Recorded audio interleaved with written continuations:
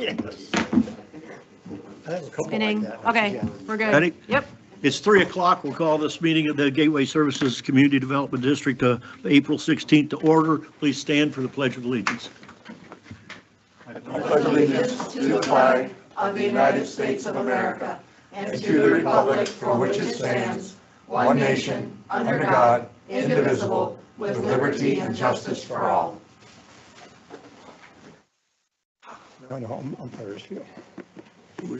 Let the record show that we have Bob, Carol, and myself here. Flavia, I guess, is on the way, and Doug will not be here. Is that correct? That is correct. Okey-doke. Approval of final agenda. Any additions, corrections, or changes? I'll second the so move. Have an opportunity to make any. All in favor, say aye. Aye. Aye. Any local achievements or recognitions? Yes, I have a couple.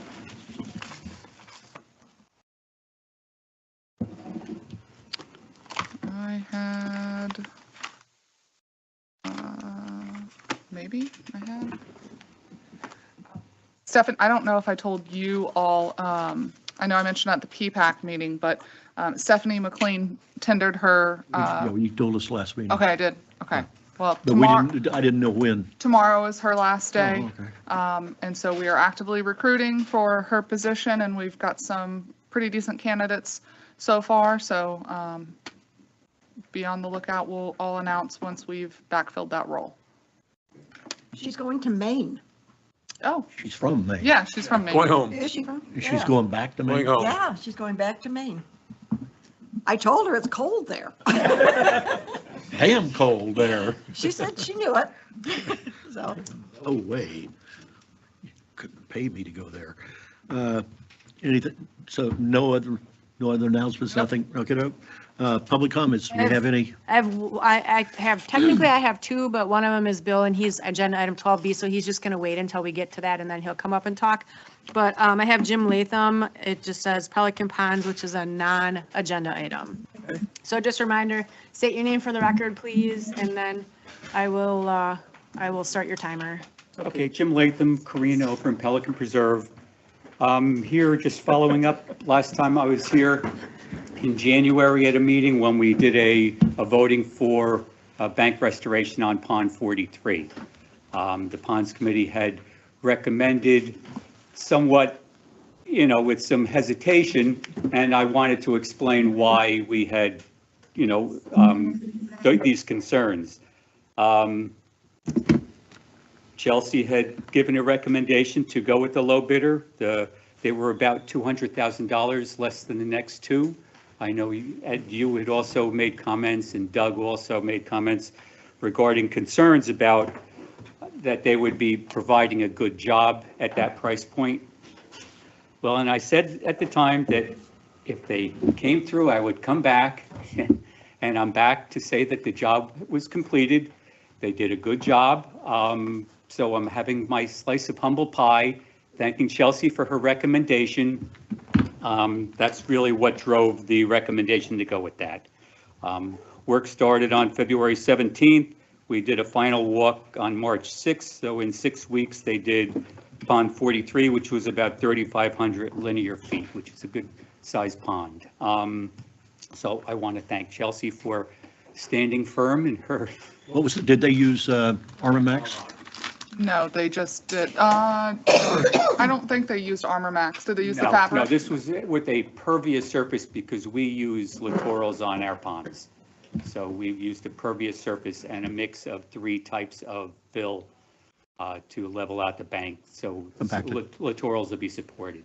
And we will be planting littorals a little closer to the wet season.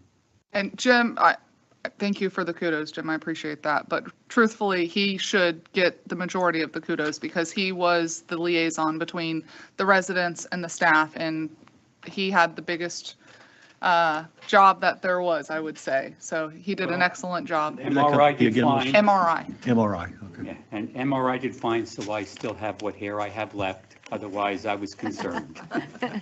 So, thank you. That's it. Thank you.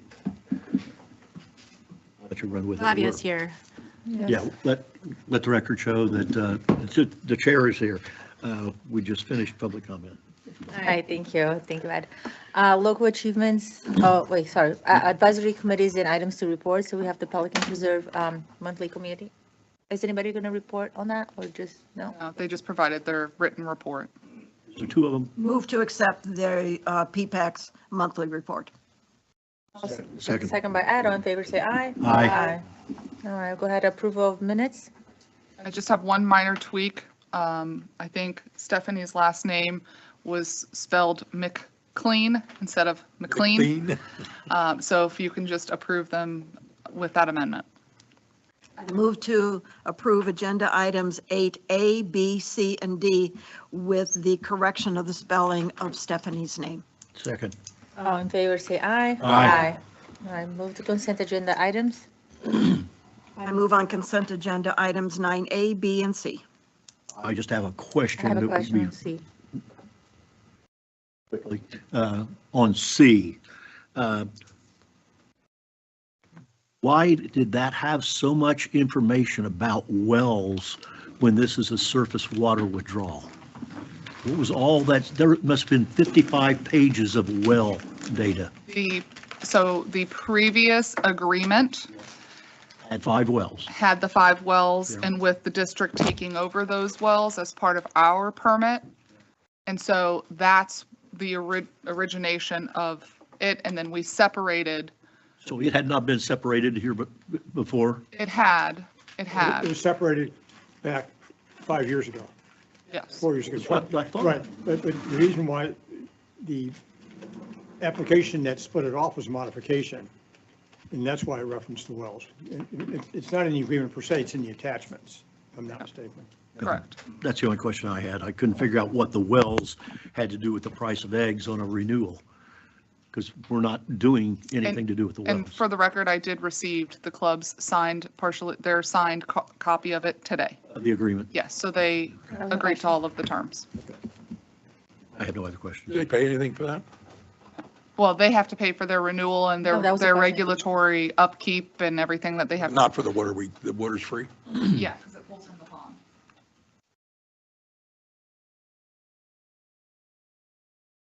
I already did. I'll second the So we have a motion motion, that a was made. second, and all in favor, say aye. Aye. Aye, okay, so move to district engineer. Steven, you're up. Afternoon, everyone. Stephen Agapi, Tetra Tech District Engineer. Task authorization update today. Irrigation enforcement improvements, no new update. We're just waiting for HMGP and CDBG updates and respond to those accordingly. FY25 Lake Bank construction. Met Tower is in Daniels Preserve right now, working on Lake 75 and 81. They have the lakes graded. They've placed all the fabric and they're installing pins this week. And then next week they'll start placing stone and sod.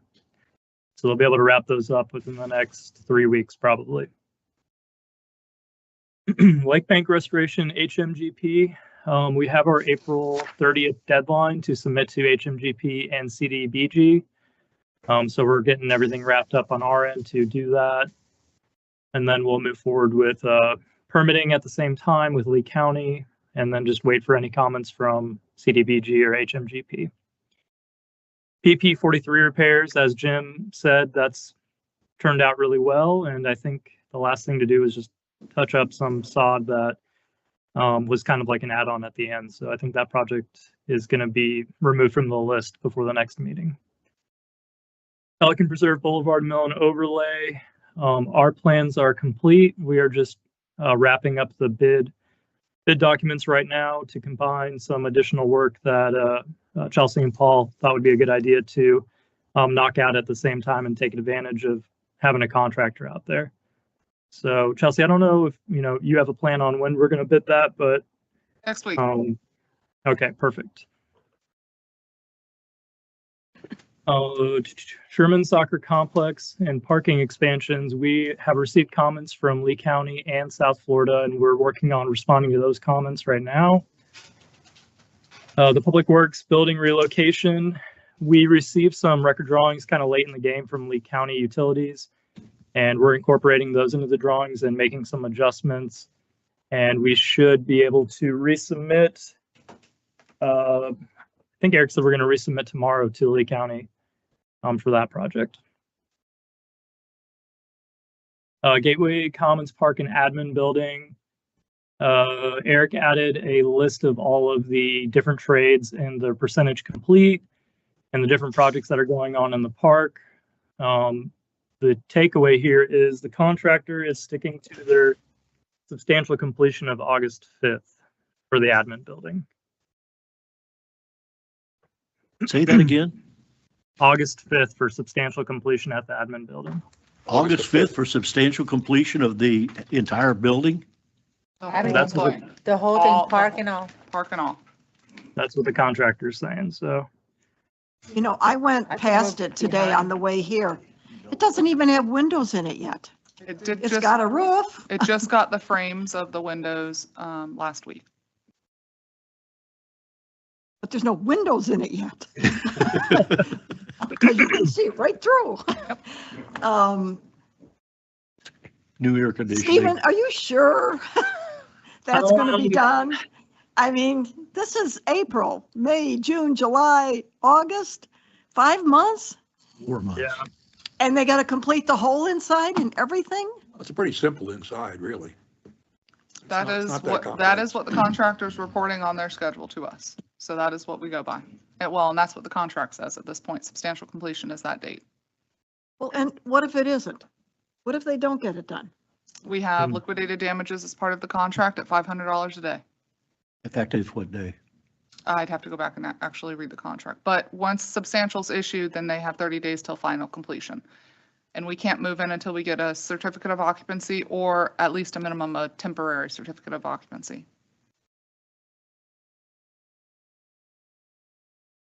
We'll see. We shall see. We shall see. I have a little faith, Carol. I do have very little. all right. Slow. Yeah, we'll see. I'd be happy to have, CCTV Stephen, 1 second. I'd be happy to have the contractor come at the next meeting and give you guys an update if you'd like, or they can If just he keep. stays with his dates, You want him to. if he finish stays with that, his he's dates, fine we don't there, need to yeah. see him. Yeah.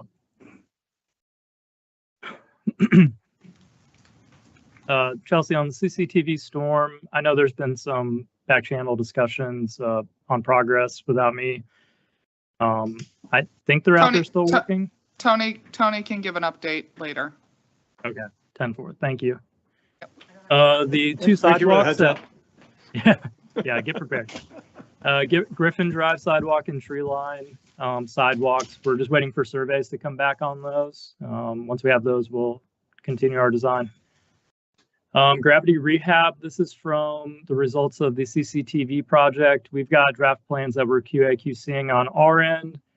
We're planning to submit bid packages to Gateway for review next Friday, maybe a little sooner than that, but that's what we're shooting for. So I'll go out to bid sometime after then.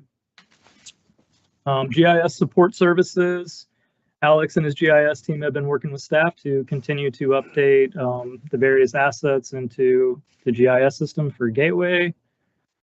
Development updates, Daniel Parkway Apartments, that's on the agenda for a recommendation for approval to construct.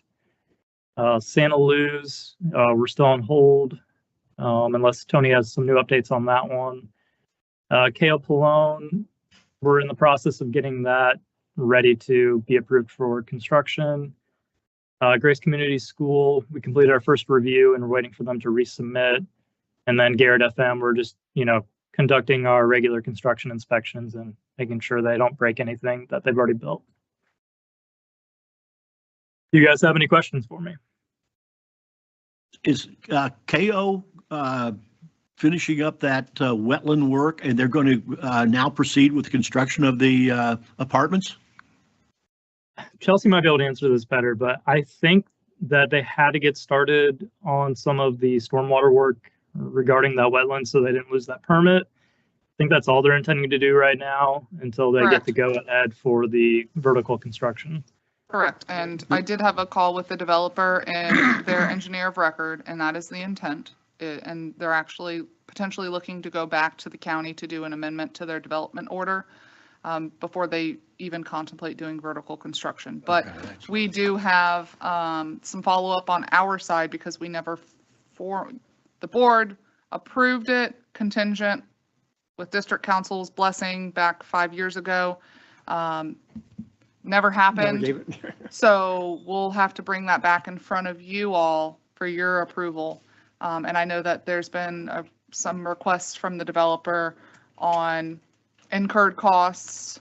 So they're just right now finishing up site work? Yes. Okay. And no other update on Santa Luz? No, again, Lennar and their council are very adamant as to what they will accept as far as documents. So Chelsea and I just need to have a phone call with Rob Cooper to carve some other items out to try to make it simple. And I'll talk to you more later about that. But because I think Lennar's position is there's a 558 demand or claim made against them by the association, which is different than the district's issue. So Chelsea and I talked about an approach to try to separate those two now. Well, they're going to fiddle fart around and the water levels are going to be back up again. Yeah. And it'll be for the third year in a row they've done it. I think Chelsea's had many conversations with Alex at Lennar about that. And he keeps doing a duck and dodge. Very good at dodgeball. People over there are immensely frustrated with the fact that that just sits there and looks like an eyesore.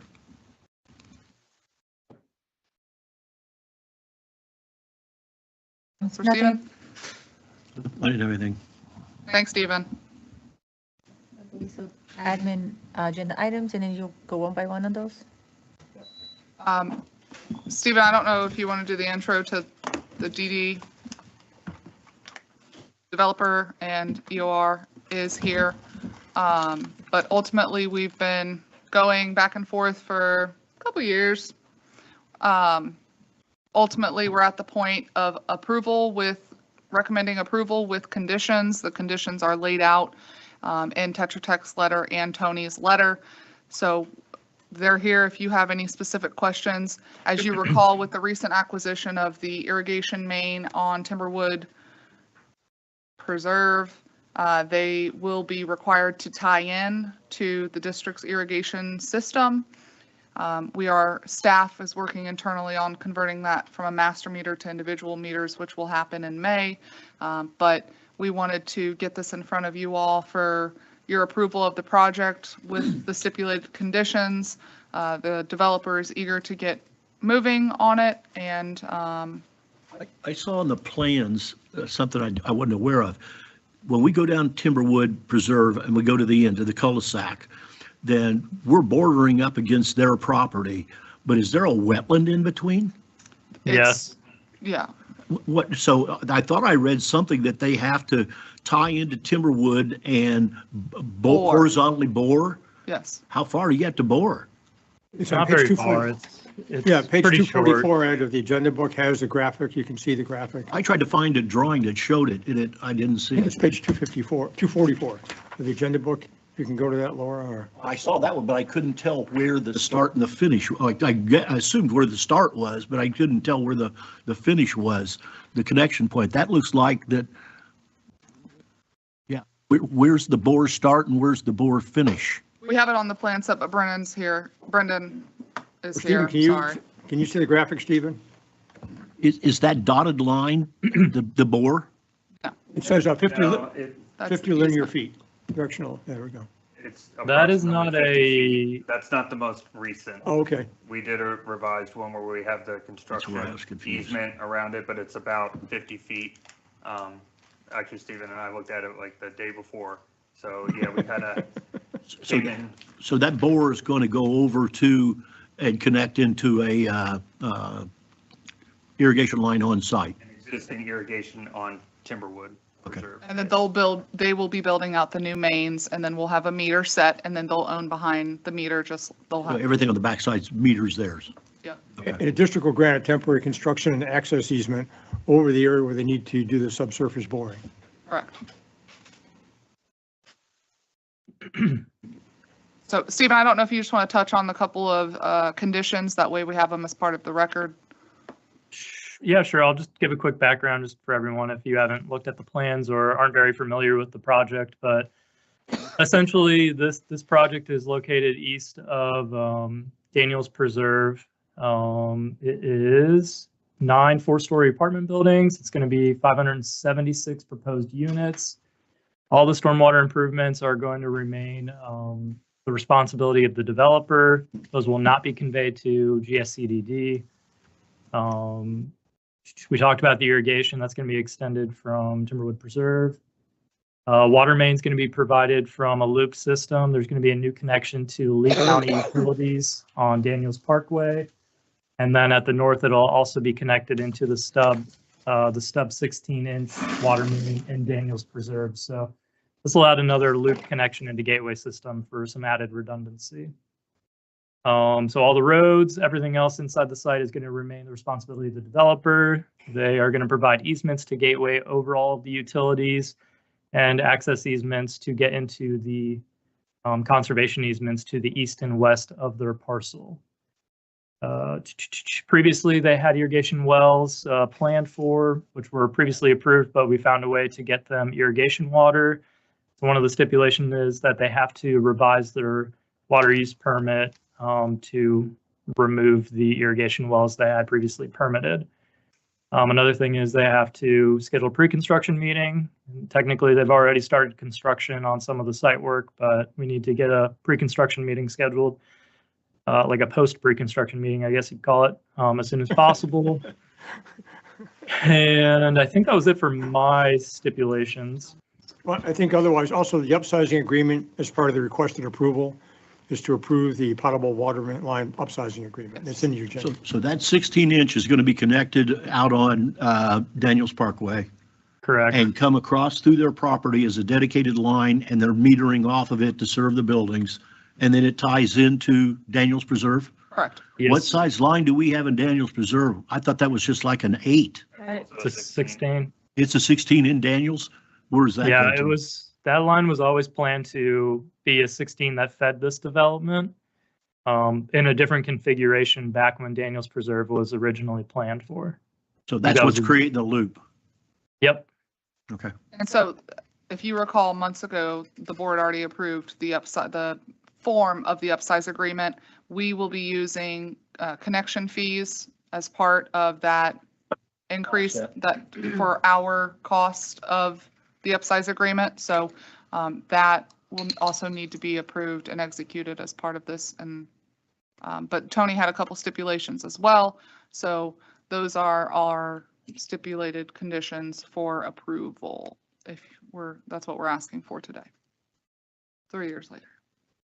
Do we have some resolution or something that we? No, I need would to- just say that the board approved the conditional approval subject to the stipulations outlined in Tetra Tech memorandum and my memorandum, and also approve the chair executing the upsizing agreement. And then, With those receipt of the performance bond. I so move. You want those in 3 motions or in One motion is One fine. motion. One motion? Yes, sir. I moved it. Okay, I'll second it. So we have a motion and a second. Any further discussion? I'll go for a vote. All in favor, say aye. Aye. Thank you, Brandon. All right, we'll be in touch. Next. All right. Leslie is online. Ultimately, on this one, and the property owners are here. Okay, perfect. So we went through our typical process. The resident had some high usage, which, well, I guess Leslie, if you want to kind of give a little bit of history with this, please. Hello, Leslie Rick Torvig, Utility Billing Manager. The resident had it's a seasonal resident for the month of January. The bill was estimated. We were not able to retrieve a reading. So we estimated the bill. In March, we were still not getting a reading, primarily due because of the MIU that had gone bad in December. And upon manual reading, we discovered that there was 115,000 gallons used within the prior possibly two bill cycles. We applied the maximum adjustment to the bill. The owner did discover a leak on the property. And as of now, the outstanding balance, they're requesting an adjustment over and above what we're allowed to permit to apply. So they did pay the bill in whole. They are current, but they are seeking additional adjustments. They are here if you have any questions for them specifically. But we administratively, per the policies that you all have adopted, have given us as much credit back as possible. Unfortunately, this was, a situation that equipment, we have What was equipment. a typical bill? This is a 2-month period, they had to pay $21.91. Leslie, do you After have the adjustment. typical bill? Well, they're seasonal residents, so a typical bill when they're here is 160. When they're not here, it's just a base fees of $90. And this $21.91 is a period of time of 2 months or 3 months. About 4 months. I many would months? say possibly 4 months. 4 months. Correct. Again, we did an estimate for January. Thank you. I was getting there. And why did we do the estimate? Because we had to manually Couldn't read agree. three quarters of our system and we weren't able to get to the site. Okay, so we couldn't, we couldn't get to it was the reason that we didn't read it. Okay. Correct. Okay. So, and part of the request from the property owner is, and I don't want to put words in your mouth, but that they feel that there is some responsibility to the district. Had the equipment been operable, they could have gotten, faster notice Sooner, right? that they potentially had a leak on their side and that, it could have been caught quicker. Again, our stance is the water was used. We have an expense to the county. We do have, some leniency. The county gives us some leniency, I think, just with their math on the formula that we pay. I think it's like 10% they reduce on our formula to the county for water loss throughout our system. But if we're following procedures, historically, if the water's gone through the meter, we've shown that the water's been through the meter. They've said that there was a leak, it was repaired. Could it have been more timely? Yes, that's what we're moving towards, which is why you approved the new metering system at the last meeting. And what kind of leak was it? You want to come speak to what kind of leak it was, please? Just make sure you identify yourself when you start. Thank you. Hi, my name is Sharon McAlpine, and my husband and I own 12265 Championship Circle. As soon as we were notified, which was on the 13th, by that afternoon, we had identified that it was, in fact, a hot water leak underneath the pad. So that's part of our contention in our submission as well, is that if it were a tap or a toilet, it would have gone through the sewage system. But the reality is all of our water that we also paid to heat went under the pad. So it didn't hit the sewage system, and the excess on what we normally pay on sewage, I think, is some $788. And then in addition to that, I mean, the issue with the meters is well recognized. We all know how that project's going. We would have been right on top of it because I think Chelsea's aware, and Leslie, these folks have been great to deal with through this horror, as you can imagine, getting a $3,000 water bill when you've normally got about 120 running. They've been fabulous to deal with, and but the other issue is the whole metering issue. We reacted as quickly as we could. We got an email at 10:30. We were back in touch with Leslie by, I think it was 12:30. We had consulted by phone with a plumbing consultant to identify how the leak was, because we'd ruled out all the toilets and taps and all of that. That was instant. And that day later, first thing Saturday morning, that was Friday the 13th, I'll never forget. Saturday morning, we contracted with a company called the Plumbing Nerds, who we can't say enough about. They're fabulous. And the whole thing was resolved by Monday at noon. And in that interim, from Friday afternoon, when the consultant helped us figure out it was hot water, we shut the hot water off from that point forward. So we acted with every bit of responsibility as we felt we could. And that's why we're looking for some. So it was What after, are you I seeking? have some questions. yeah. What are you seeking from us? So we're seeking the $788, and in our submission, we had asked for some additional relief on the water usage side for about another 700 and some odd dollars. The total, I think, came to 1444. I didn't have it in front of me. You're seeking a credit Yeah, a credit, yeah, on your bill for how much? 1444. Well, I I think. want to be clear, is it a credit or reimbursement? Because you have paid up the bill. So, as you mentioned, we're snowbirds. We're leaving on the 25th. If you agree to a refund and we can pick up a check before that point, that's great. If not, throw the $1,400 on our bill, and all being well, we'll be back in the fall to start chipping away at it. So we're willing to be flexible and work with you. The other thing I would recognize is that this is, I understand this is a substantial departure from your policy.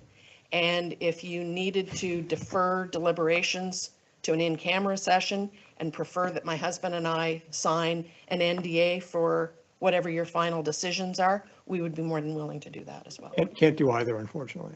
Okay. We can't, it has to be a public meeting of the board, and the, Not in yeah, and it cannot be a confidential document. Okay. All That's right. Florida Public Records Law, Sunshine Law. Oh, okay. All right. If My you- my lack of familiarity. No, welcome. If you hadn't had a problem, you would have expected on average that 640 is what you would have been paying, correct? So you're out of pocket around 640? 1550. Well, I multiplied your Average. average payments. Well, we paid Paid 160 a month, normally. Or Yeah, that's, Leslie, They what pay is their, 160 a month when they're here full-time. And what is it when they're not here? Then it's just, nice. Then it's just base fees, and they've been paying the average of $90 base fees. okay, so instead of 640, it'd be 360. You weren't here during this period? We were. Oh, you were here, okay. So there was for you, yeah. So my two questions is for you. So that, I get it that we follow the policy. And I also understand that regardless if it goes through the meter back or to the sewer, we'll pay the county regardless that way too. I'm more interested in the 10%. If that is what the county allows us for a variance for us, I will be willing to entertain a 10% if equals to equals. If they're allowing us a 10%, then I would be willing to allow a 10% reduction in here. If it's a 12%, I'd be willing to do 12%. If it's, whatever so we wash hands, 'cause not to make money, but just also to not be on the whole Yeah. as we are with me a most of the little bit. things. Laura can pull up the true up and we can see what that percentage is that the county takes off the top. But typically that's for water loss throughout the system for it going, but we can pull that information up. You have a question, Ed? Yeah. Sorry, just to clarify your question, we had paid around 100 or 120 in January. So I would have expected this bill to be 160, not 360 or anything in the vicinity of $3,000. Just, No, I'm with you. okay. You would have paid substantially less than what Less. the bill came in. Correct. And I don't, with all respect, Flovia, I So don't so think the issue a is, 10% or 15 even comes close. the issue is when the leak occurred, To the because if it issue. occurred before the January, then we would have known it when we saw the reading, if we would have read the deal. If it occurred afterward, then you would have been only liable for the payment for that 2-month period. And then the air would be on another 2-month period. My deal is that when I read all this, I thought, how in the hell did this happen? Where'd the water go? Does anybody know where all that water It's went? gone It didn't underneath. come out It's the definitely- foundations anywhere? We went around and around and around, and there Well, was there's no hole underneath the No there house. is sinkhole. no Yeah. evidence of any, So it came into the house, went to your water heater, come out of your water heater, and instead of going up to the ceiling, yours goes under the slab. It does. So they tapped in, you said in the report that they put a whole new system in, so Yeah. they tapped in at the water meter, they must have went up. They went up. Okay, they Yeah, didn't so go, we I was gonna don't say, have how any did they go reliance. underneath the slab again? They presented us an option where they would have come in with sonar and figured out where it was and dug up that piece of floor. The problem with that solution is you could have a problem in that piece You of floor didn't- next week. My neighbor did that, you do not want to do that. No, I've done that, you for a don't whole want to bunch do of that. reasons. So we ended up with 25 holes in our drywall and some. Where they came down a every whole bunch of place. new paint jobs and, yeah. The concrete and copper pipes I don't work move well. to give the homeowner a credit on their bill of $1,444.25. I'll second. I'll second that. Should I go ahead and call for a vote? All in favor, say aye. Aye. And I just want to thank you for being on top of it, because that's like most importantly, I know talking about really money running down the street, that's what it was. But for us on our end, just thank you for being on top of this stuff and getting this stuff I done. do have to commend Yeah. you, and thank you for the kudos for staff, because I know we're a two-person staff between Leslie and Vicky, and you guys were super responsive on it and addressed it, and appreciate you taking the time to come today and Appreciate plead it. your A lot case. more than just sitting here griping you had a bill. Yeah, the Google You're review, right? actively Yeah, go to Actively Google review, involved. 5 stars. Let's not Google review, please. You give us one, we'll give you one. Thank Prompt you very much. resolution, and you were hands-on. Can't ask for more than that. All right, we will process that. And does it matter, See you in your fall. your preference of how we issue it? We don't have a preference. You no preference? Okay. Well, Leslie, if we can cut it before the 25th, that, and if not, then they'll just have a credit. yeah, just touch base with Leslie tomorrow and we can work through that.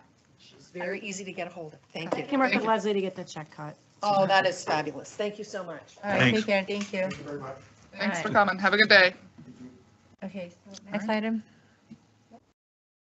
So we have an easement use agreement request for the Pond 109. They have an existing deck that they're looking to expand and put a composite deck elevated 18 inches above ground with a new 4-foot fence. If you have ever been to my office, you can see this from across the way. There are some we do have some pictures here. So staff is recommending approval. Oh, that's that house, okay. And the stake shows you the measurement based on their request. So it's going That's to the expand extent. out to there? That's the extent, everything to the left is the remainder of the LME. Probably coming out just to here. To where the stakes are. Yeah. And then across that whole rear. So we'll still have all this. So what's the closest to the LMA? How much are we in front, is it with The this? request, I believe it's a 10 It's about foot. half, 10 foot. about half the Oh, LME. yeah, yeah, it's 10-foot bound. And no trees on it? That's what I was thinking, there is no trees There's here. no trees. there's So- no- Okay. There were, they're I gone. can see a little up there. They went out when we did the construction project. Okay, Move to approve. Second. okay, we're going to call for a vote. All in favor, say aye. Aye. I do have a question. Are they here or anything? No. No. Who put the application together? Stephanie assisted Say, I don't think of any property, owner. if I've got a property owner in Gateway Greens that has that kind of knowledge, I want to get them on a couple of committees. Most of the time, they come in and they'll fill it out. Stephanie will help them, point them in the right direction. And what's really helpful was when they did their sketch. That's very helpful. Yeah. This was the house that I had in my community that went abandoned for a year after the guy died and had no heirs. And they fixed it up and done a beautiful job, so. Honey, I think We we've didn't need any learned, more we've problems. learned the preference. So hopefully Oh, yeah, if there's we'll teach the exhibits. new Stephanie what the preference is. I'll make sure I help take care of that. Thanks. Okay. All right. Can we skip D while we get Stephen Bloom on the line and go straight to E? Okay. I'll message Stephen if you want to take over E. I just sent him a link. I'll talk staffing, the retirement, if you want to. So jumping to 11E, starting budget discussions with regards to employee benefits and personnel. I'll take the easy one off the top. Staff did an analysis of, it's on here, roughly 10 to 15 other comparable, either CDDs, special districts, municipalities. Tried to get close in size if we could. As you can see, most matches for retirement are higher than what we offer here. Probably half of them are with the Florida Retirement System, FRS. If you don't want to make that leap into FRS because that is a substantial cost, it would be a substantial cost to the district. What we would recommend was going from a 3% to up to a 6% match as a start, and then do a tiered like we do based on tenure, like 6, 7, 8%. Right now it's 3, 4, 5. Yeah. It would be, I mean, 6, 7, 8 instead of 3, 4, basically, well, kind of double, not quite, but yeah. Well, that's a lot more reasonable, especially when the employees don't want the FRS. I mean, that's the other thing. You're trying to shove it down their throat, which really helps them, but they don't want to be helped. This way we kind of incrementally close that gap a little bit. A lot of these are cities that you're comparing apples and oranges with us. Well, that's true too. I mean, big time to apples and oranges. So you go down there at the bottom to where you pick out the CDDs, now you're getting a little bit more flavor of what it is. And the majority of them have, like here you can see they have a 457, which is what we have. Yeah, the personnel for Lely are permanent landscape crews and operations and management. I represent Lely CDD and Pelican Marsh landscaping access control and water management ponds. Same for Lely. I don't know who did this. No lunch? Was it you? What? They gave me candy? It was mainly Bob. Right here. They weren't expecting you. Jeez. So anyway, the thing that we're considering is the one you're recommending is the incremental increase with tenure of 1% per year of tenure. Starting at 6% for everybody, and then the tenured based on 6, 7, 8. So right now the break is the first 5 years, it's 3%, that would become 6. And then from 5 to 10 years is 4, that would become 7. And then for 10 plus, instead of being 5, it would be 8. And if we would eventually migrate for some future CDD, the financial impact would be less. We close that gap a lot. Correct. Okay, I'm okay with Yeah, that. and as you can see on here, the FRS, the starting is 14%. So, And that was where we had talked as well, where right now there's quite a few people that are in our 457 plan that contribute more than 3%, and you have to contribute exactly 3% if we're with FRS, no more, no less. If you're in, it's 3%. So. But with the EE, they can contribute more. Not for FRS. But with the No, not for FRS. 457, you can contribute up to whatever the IRS limit is, yes. All right, so you got your So what direction is the from us? price difference It would just depend from on, 1 to going higher? I had that. I mean, it's on a different The sheet. pay rate will be, what? Because It would just be, it would be a FRS 3% increase over What's what our we have now. differential if we go with this versus going to the FRS? FRS is very, Isn't that $250,000? yeah.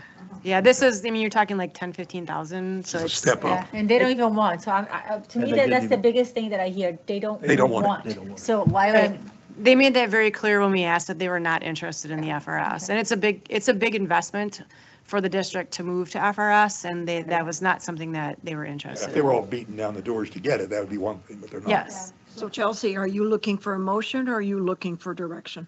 At this point, we'd be looking for direction to incorporate it as part of the budget for FY27. Then, that's the direction. then the direction I would prefer to go is to give the employees what they want, let them contribute more. The 6, And 7, don't go to 8. FRS. Okay, 6, 7, 8. Okay. all right. Yeah. You can make those adjustments as part of that. Yep. All right, so moving on to personnel. Stephen's still not on? Nope. Okay. So, Skip the board, you guys are at the top. so majority has stayed the same with really 2, 3 caveats. with looking at succession planning across the district, and even when Daniel was here, like, we had the project manager, and that would have stepped into Daniel's role. So I had created We that, don't have it anymore, right? which we do not, I Okay. did not backfill that position. That's why you see kind of a TBD, because I don't know what I want that to look like just yet, but I don't want to lose the dollars. I don't know if that's a project manager or if we set that up similar to like we did with utilities where it's an assistant public works manager. But if Paul, just like when Daniel left, Daniel gave notice, Nathan was going to step into that role. Well, I have not backfilled that position. If Paul up and left, I don't have a succession plan for that. So by keeping that role, which it's already been funded this year, you're not seeing a change. Just the title of that may change. I've got to work through that in my head. We've been talking about it.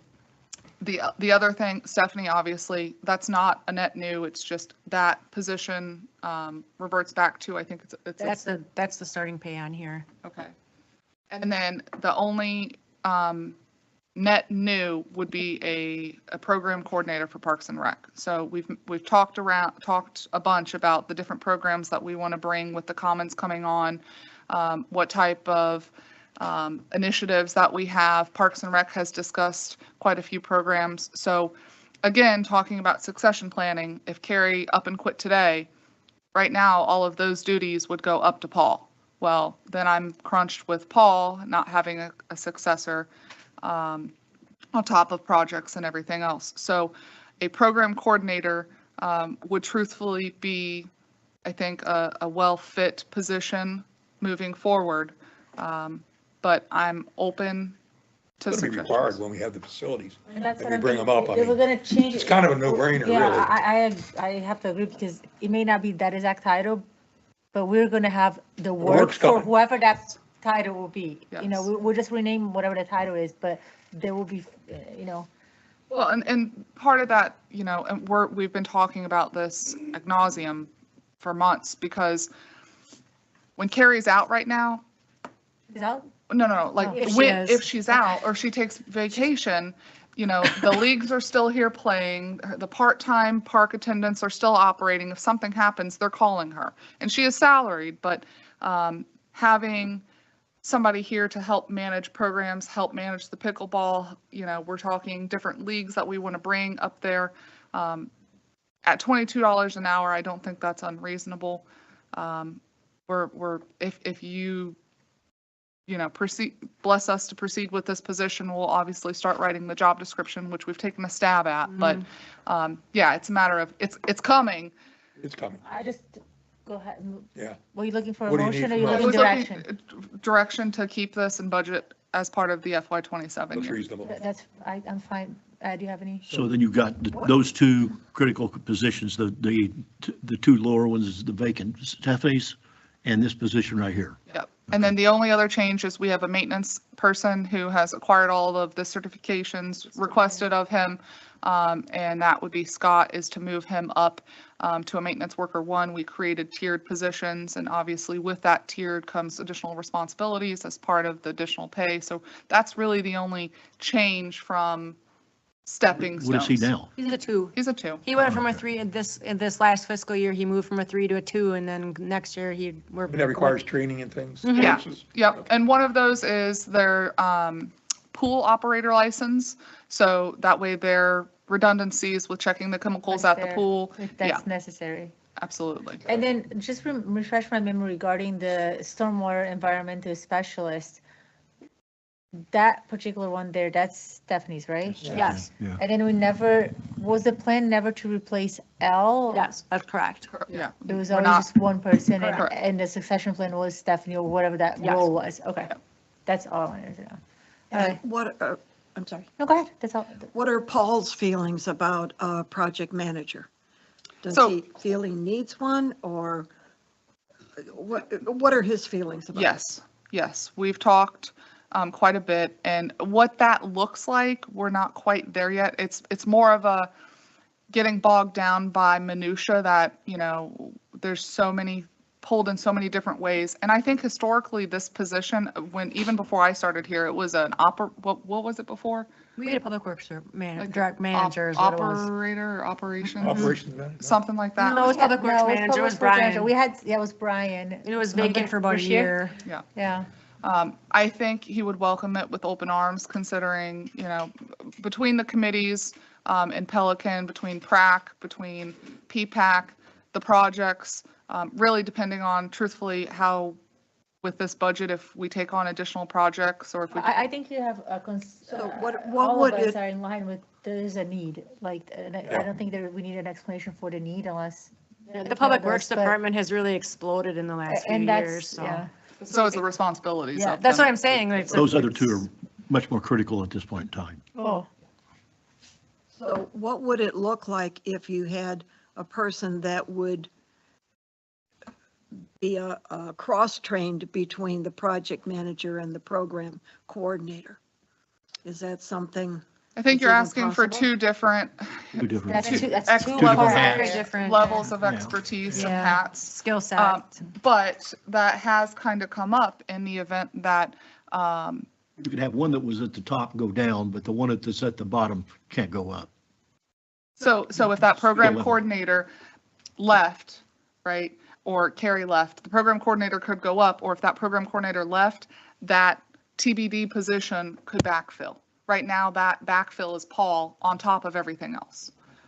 So right now, Paul was doing Daniel's job, Nathan's job, and now we're, half of L/Stephanie's job. yeah, So and he's- some of that has come up to the We don't point tell where. him that, please. No, he knows that, because part of those responsibilities have come to me as well. And again, You little looking ones at a have- staffing, succession planning and success, this is the way to do it. As the new park facility comes online, there's going to be things we don't know, we can't even see, that are going to come up and require attention. So I'm fine with this plan. I did fail to mention. Will be dedicated to the recreation This one. facilities. Who's that be? We just hired We him. just hired a new guy. His name's Jaden. Be dedicated like the Pelican guy was dedicated. I knew it. You knew that was coming. Knew that was You coming. knew that was Never coming. agreed to a person, we agreed to a full-time, to full Yeah, hours. yes, Bob, but I have that's questions. because of the funding, because of how the position and how our assessment methodology is. It's probably not a here question because you make that decision. We'll just hold you accountable for those decisions. There was no interest on the current staff to take up that position. Okay, so that is my only We question. posted it internally. it I Everybody, didn't love want- working in Pelican too much to want to be stuck there. They love Pelican. That's all right. We give them lunch and free beverages. We I take get care it. of them. All right. I gotta get out of my office. Yeah, no kidding, I gotta go to Pelican more, I never got that. Every morning, we give you coffee, donuts. Yeah, everybody gets free coffee though. All Oh, right. only Pelican people. Moving on. So Steven is on. I don't anticipate any other changes as part of this. Okay, thank you. So basically, these are two existing positions in the budget, and we're just adding this one down here. But let me ask you one last question.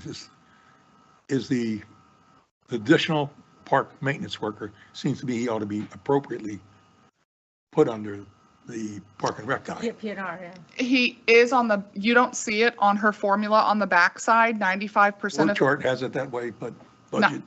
he's under the maintenance team.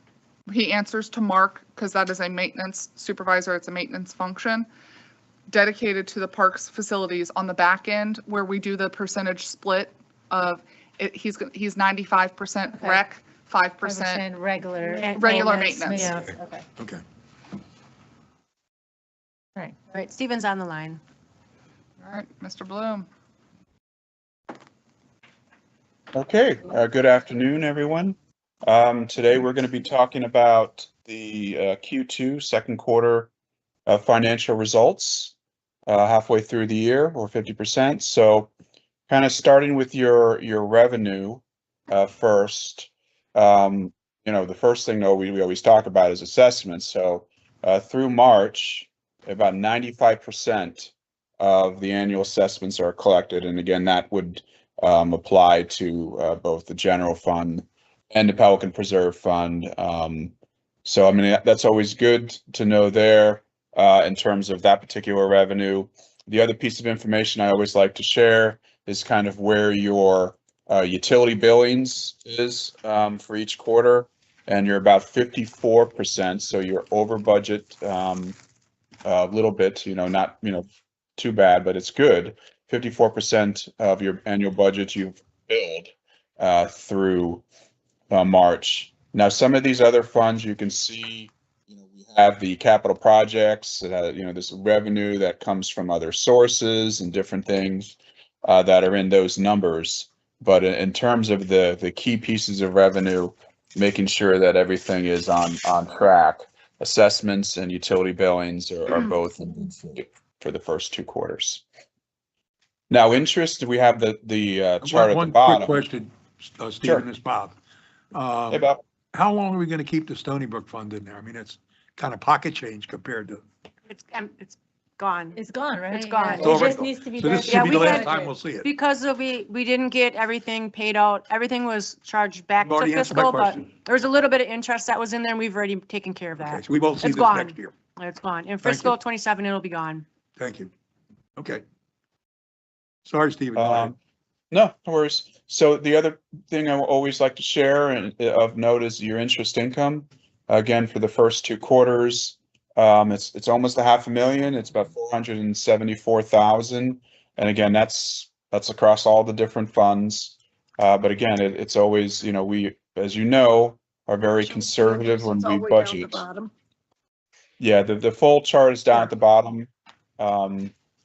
And you can take a look at it. You can see it by fund. Again, the general fund, capital projects fund.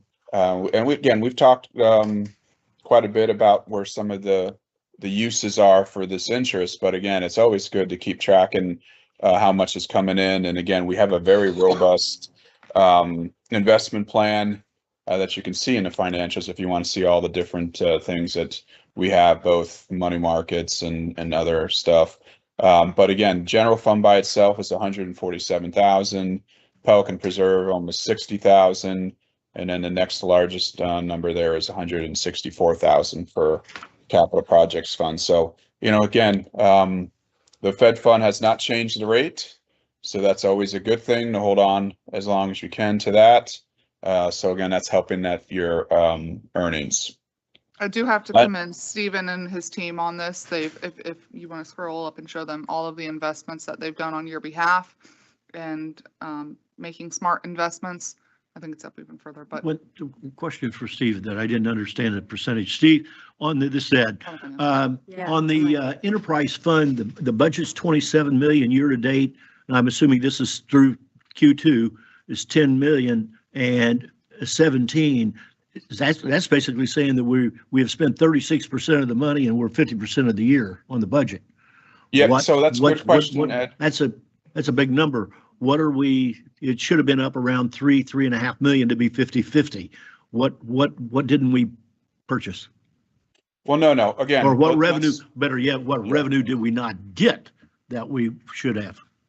So let me kind of rephrase that a little bit. It's not so much what you did or didn't do in your actuals. What we are showcasing in your budget is all of the other funding sources, uses of bond money. Everything is all into that 27.9. Okay. So it's not that, hey, wow, we're at 36% and boy, we should be at 50. It's just that, hey, there, projects, as that those funding and different things are not on a annual, on a very flat basis. Gotcha. So that's why I mentioned that, what I always like to share, even though we're showing that in its full, that's why when I mentioned where we really are in terms of what I consider to be the key revenue within the enterprise, which is your utility billings. And that's where, when I said you're at 54%. Okay, that's what I was trying to. Yes, that's how you got that number. Okay. And just to give you an example, Ed, in the annual budget, we have $4.6 million for grant proceeds. So, we'll get those, but that's obviously not something that you're billing for each week, each month or something. But again, when you're saying total budget, it is part of the budget.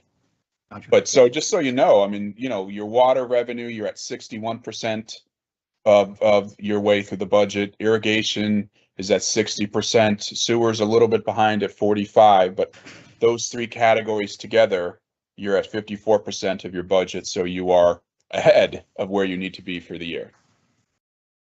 Okay, scroll down to the interest expense again. Interest Is income? it, yeah, the other income, other information. Is it reasonable to expect without any changes that the current 473 will roll into the 3.9 at the end of the year? So the 26 carryover would exceed 4 million? No, No, that's, let's yeah. go ahead, Laura. I don't want to cut you off. That's fiscal 25 carry forward. These are fiscal right. 26 numbers. So 25 already happened. The 26 is on the left-hand side. Yes. And my question is, when we get to this time next year, will that 25, the current 25, grow by that 473 if we don't do any more money? The 20, okay, go. Go ahead, Stephen. Yeah, so your carry forward there, you're going to get a whole new number. So this carry forward, and it's always important to distinguish this between what I'll consider to be retained earnings or fund balance. Your carryover amount is only going to show you how you did in that one particular year. So in other words, what we're saying here is that in 2025, in these particular funds, you exceeded what you needed to roll over of about $4 million. Now, Correct. what's going to happen is maybe through the year, you might use some of that. You might then say, hey, I want to take some of that money and put it towards X project, this project. And so whatever you don't wind up using goes into your fund balance. When we do this again for 2026, you're going to get a whole brand new number. It is not a rollover. It's, hey, how did I do in 2026? What can I carry over out of just 2026? Would that basically be like a retained earning? It'll roll into your retained earnings, yes. Okay. This 3.9 goes into your retained earnings, but we always like to track it as we're doing this. Again, your retained earnings is through to, all through time up until this moment, whereas this is just a finite 1 year period of time. But yes, Ted, it's going to roll into your retained earnings. It doesn't disappear. It doesn't, go anywhere. But to Bob's point, I don't want it to get confused when you start to see a 2026 number and maybe, I don't know what it's going to be. Maybe it's $1.5 million. I don't want you to say, well, wait a minute, it was 3.9. Yeah, Well, where did it all go? If the investment earnings at this point in time, 50% is 473,000 cum, is it reasonable to think that's going to double in the next 6 months? I don't know if double is what I'll promise you. Again, Well, just because it's 50%. They don't, yeah, if It shouldn't go down, it ought to go up. Yeah, I would say it's going to be, in a solid 2 quarters. So for you, maybe. unless we spend it somehow or allocate it, unless the board takes that, the 26 carryover should increase by a significant number. If you repeat what you did in Q1, Q2. it Yeah, should be- absolutely. Yeah. We may or may not And think again, it's when going you to look change. when you look at the investments, they are already built out to ladder so that some of them are already building into your third quarter and so forth. And then when they mature again, we're going to roll them over for another, 3 or 6 months period. So that does get you into the end of the year. So you really should have that's why this is the second quarter in terms of this type of stuff is always a good indication. Like I think you're Okay. trying to. All right, get thank to. you. I think I got it. Yeah. Okay. Love your optimism, Bob. Yeah. Basically, the $4 million, the 3.9 million just goes away because that's for 25 and we get, like Steven said, a new number for 26. You're not going to see that 3.9 plus whatever we do this year. If we spend the 3.9, will we know it? If we pull from reserves, you will, yes. Okay, so I mean, it won't go away unless we But you're spend not it. going to see that there anymore. You'll have FY 26 carry forward, which does not include those numbers. So it'll just be Whoa, whatever whoa, we whoa, don't whoa, whoa, spend. whoa, whoa. The What do you carry mean forward, won't include? hang on. Okay. The carry forward is the amount that we don't spend from the current budget. So Correct. whatever, that's the numbers you're going to see there. You're not going to see the 3.9 plus what we don't spend. You're only going to see what we don't spend. That's what the carry forward is. carry forward. Yes. This still goes down into, this will go into the reserve. The money is You're still making it sound like it's there. going to go away. It ain't going to go away. No, but you're No. not going to see these totals. We'll have new numbers. That I'm with Okay. you. If the 20. 3.9 by what I'm looking at, next year should be 4.8. No. if No. we don't spend it. No, 20, look, 25, the 3.9, in each of those funds, it's going into the reserves. it's already tucked It's away. in, it's It's in. zero. Okay, so in 2026, Our reserves went up by our, that. Yes. yes. Correct. And so then, It's still our money, okay. It's still It's still there, there. it's not It's still- spent, okay. and But that's why it's we- no okay. longer, it's no longer carry forward once we start a new budget year. Absolutely, okay. it changed from We carry still forward to have the reserves. money, it's just not We're saying the carry same forward. That's what I thing, think- different way of yeah. looking at it. Yeah. It's See, another Pelican thing. always expressed the carry forward in a cumulative sense. We didn't put it in the reserves per se, when we were doing it on a subcommittee basis. So for instance, Ponds had over $1 million at one time In their reserves. in their carry forward for ponds. Right. And that's what they didn't go to the special reserve. And that's what we did our aeration, our pond. There was a budget. pre-reserve, Right. Yeah, Ponds had a reserve, which is where their Okay, carry forward all went right. into, yeah. And I know you changed all the terminology to keep me confused. Same thing. But that's not that hard. Yeah, We gotta keep you on your toes. semantics. Does anybody have any other questions for Stephen Nope. Bloom? I do not. Thank you, Stephen, Stephen. thank So you. in other words, you. Stephen, we're in good shape, right? You're in good shape. And Bob, if you ever need something to read, the bottom of page 1 of these financials has a balance sheet that'll show you at any given moment in time what your reserves are. Thank you. It's very transparent, so They it's won't let me there. spend it, so it doesn't matter. Okay, no, you won't. I agree with that. So thank you, everyone. Have a great evening. Thanks, Stephen. Hey, Steve. All Bye. right, fee schedule. All right, what everybody's been waiting on.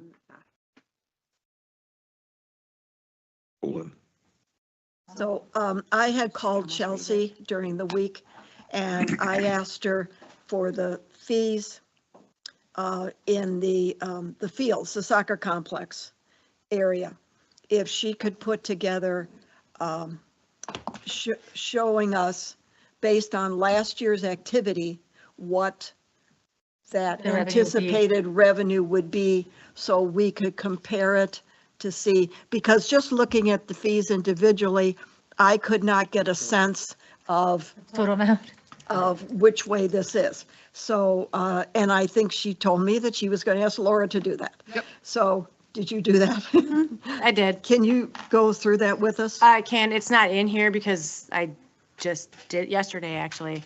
So I broke it down. I've been tracking the field hours rented and the light hours that were used, just since we've had Facilitron. So from May of 2023 through the end of March, I pulled it through the end of March.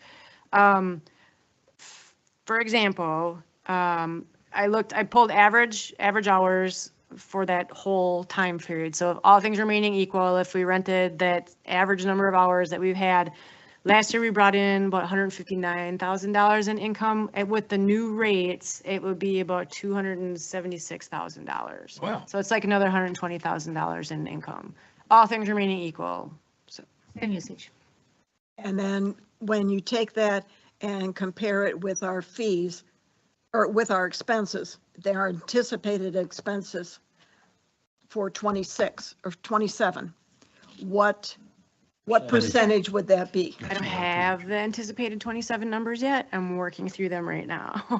So What's your I'll best have that for guess? you. I could look at based on 26, what our budget What was. is it with 26? You can always do a Yes. percentage. So for 26, if we look at just the budget without any capital expenses, that would be $473,000. 65 divided by- So Better than I thought. it's a little over, it's a little over half of what we'd have for We're this going in the year. right direction. Yes. I mean, we knew it's coming, or it's going up. Narrowing the window. Exactly. Yes. Okay. Carol, you So have do any we need questions? to add more to that then? So, Because I thought we wanted, that half, to Was this- cover at least half it the was half. expense. Sure. That was like our, bare minimum. the floor. And we actually wanted somewhere between half and 3/4. And That was- 80%. And that didn't count capital.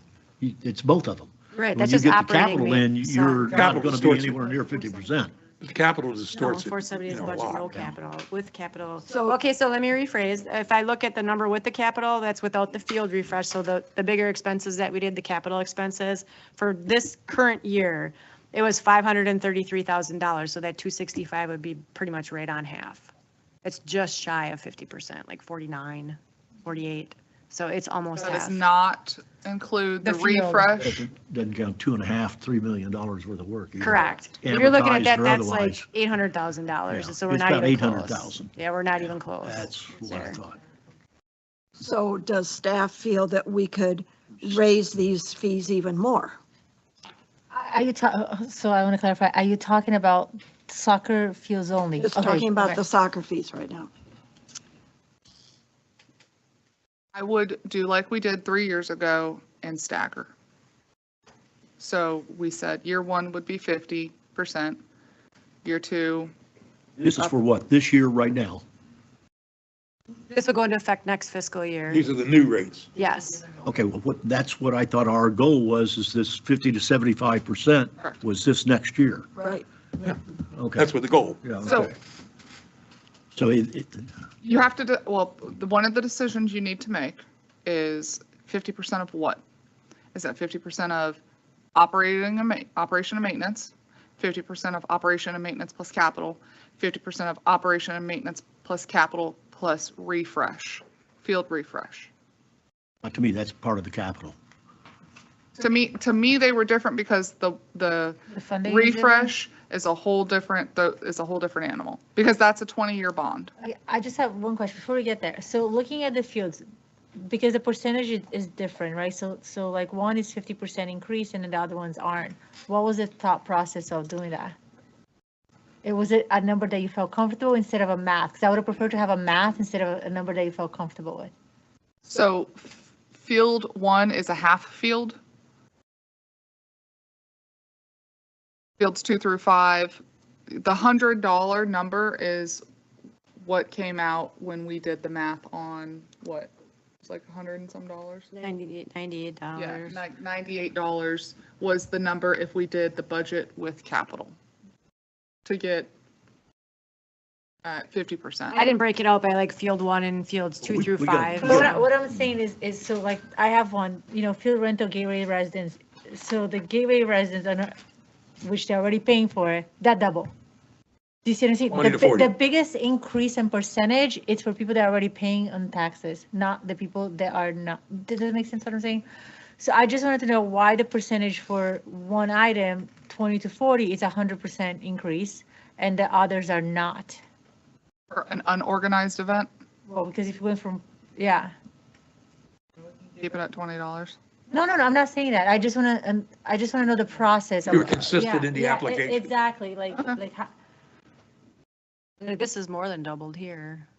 And that's why I wanted to know, like, what was the difference? And some were double, some were not. Was it because on that particular field you need more There- stuff, or in this particular field you need less stuff? That was my thought. Like, I wanted to know, like, what was the reasoning for a different percentage of increase for different fields? And There was not math to it. The Okay. only math that was to it was based on the 50% on the numbers that Laura crunched in order for us to get to 50% of O&M and capital.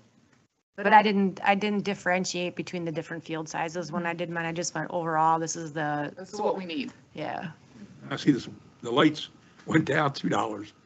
I So don't see what would anything going happen down. if we basically took the four numbers, the field 1, fields 2 through 5, field rental, and gateway and non-gateway? So just those four numbers, and took what is there right now and just doubled what was there. so that's what I was thinking, like, because at least it's even. Yeah. And I mean, one, the first one is Possible. $7, it's Yes. $7 more, but then just. So 40 becomes 80, 67 becomes, 134. thank you.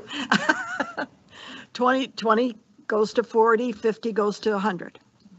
So then your 137, 134 number is getting closer to your 50% of the refresh number. Yep. So the first one will go to 80, the second one, 112, 130, 134, and then 40, and then 100. I mean, this was a first blush at No, this. I just wanted to know the thought, that's it. What I'm trying to figure out is when are we going to have any kind of an inkling that we have got a long-term return on money on this to maintain minimum 50, preferably 75% before we enter into a 20-year bond issue. Well, part of it's going to depend if we're successful. Well, if we're successful in getting naming rights Well, that's and where I was sponsorship, going. that's where going to be a biggie. You know, that is it. Yeah. I mean, there is. Until we get a flavor for that, lottery. we're guessing. Huh? You know, until we know what that's going to generate, if anything, we're just guessing. Yeah, but I mean, how far do we go before we make a commitment on capital is my point. That's your real ticket item here. That's the killer. Well, If we didn't have any capital needs out there, we could figure out a way to get around the operating. We and can meet control that. the capital ourselves right now. We don't have to spend another nickel. Continue on to doing the project. But how long are you going to kick the can down the road Well, doing nothing? you're on it? saying That's kick the my can point. down the road. What you're doing is waiting until you get the results of proposed sponsorships. And every dollar that comes in from that, and it might be better than we ever dreamed, well, then that's what's going to offset future capital or allow us to do more. If we don't get it, if nobody cares, then we don't spend anymore. That's my point. Yeah, I'm with you. But to Carol's point, the more we get these rates up, So it's $70 increase. the better. That's, if my math is right. Again? So it'll be a $70 increase just looking at those 4 items. We were at 302 and then we're going to go to 370. What were you doing? Just adding these up per hour? Yeah. Oh, okay. Okay. We did. Sarah, any Yes, well, I'd like to, update that number right now? Me too. No matter what, we have to have a public hearing for this. No, I know, but just Yeah. to see it. So does anybody have any feedback? Because I do have some more feedback, not on the fields. Carol, No. do you have any other feedback? I'll just have Carol go all like through the feedback. Do you have any other on the other fees? Before you continue on, a lot of the numbers at the top for Parks and Rec stuff did come from your Parks and Rec Advisory Committee. And so they've been discussing this quite a bit and trying to work through. Obviously, the membership concept is going to be difficult because it's, up to 4. Well, what's a family? Well, what if I have 6 kids? Or what if, there's all these different scenarios. And truthfully, we just need to make a policy and we stick to the policy. I know when I used to work at the pool, back at lifeguard, yeah, I know it's crazy. I was a lifeguard at one point. We said a family membership is up to 4 people. I don't care if that's your cousin, your brother, your sister, your whatever, you get 4 people. I'm not going to ask for ID when the baby comes strolling in. It's part of the family package. You get 4 heads. You choose whoever the family package is. Okay. Because on some of the costs, because I think it's too low. Okay. We're all ears.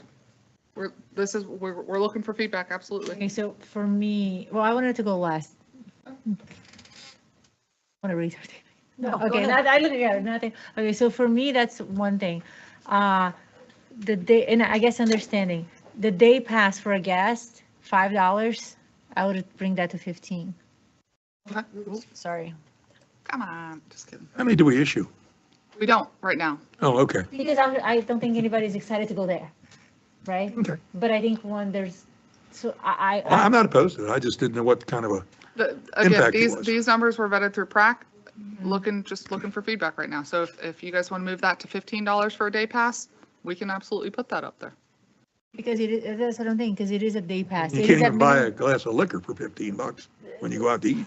So that's what I was thinking, like, okay, if they do one thing, staff, 1 hour, that's not even cover 1 hour staff, I mean, $15 I think is extremely reasonable.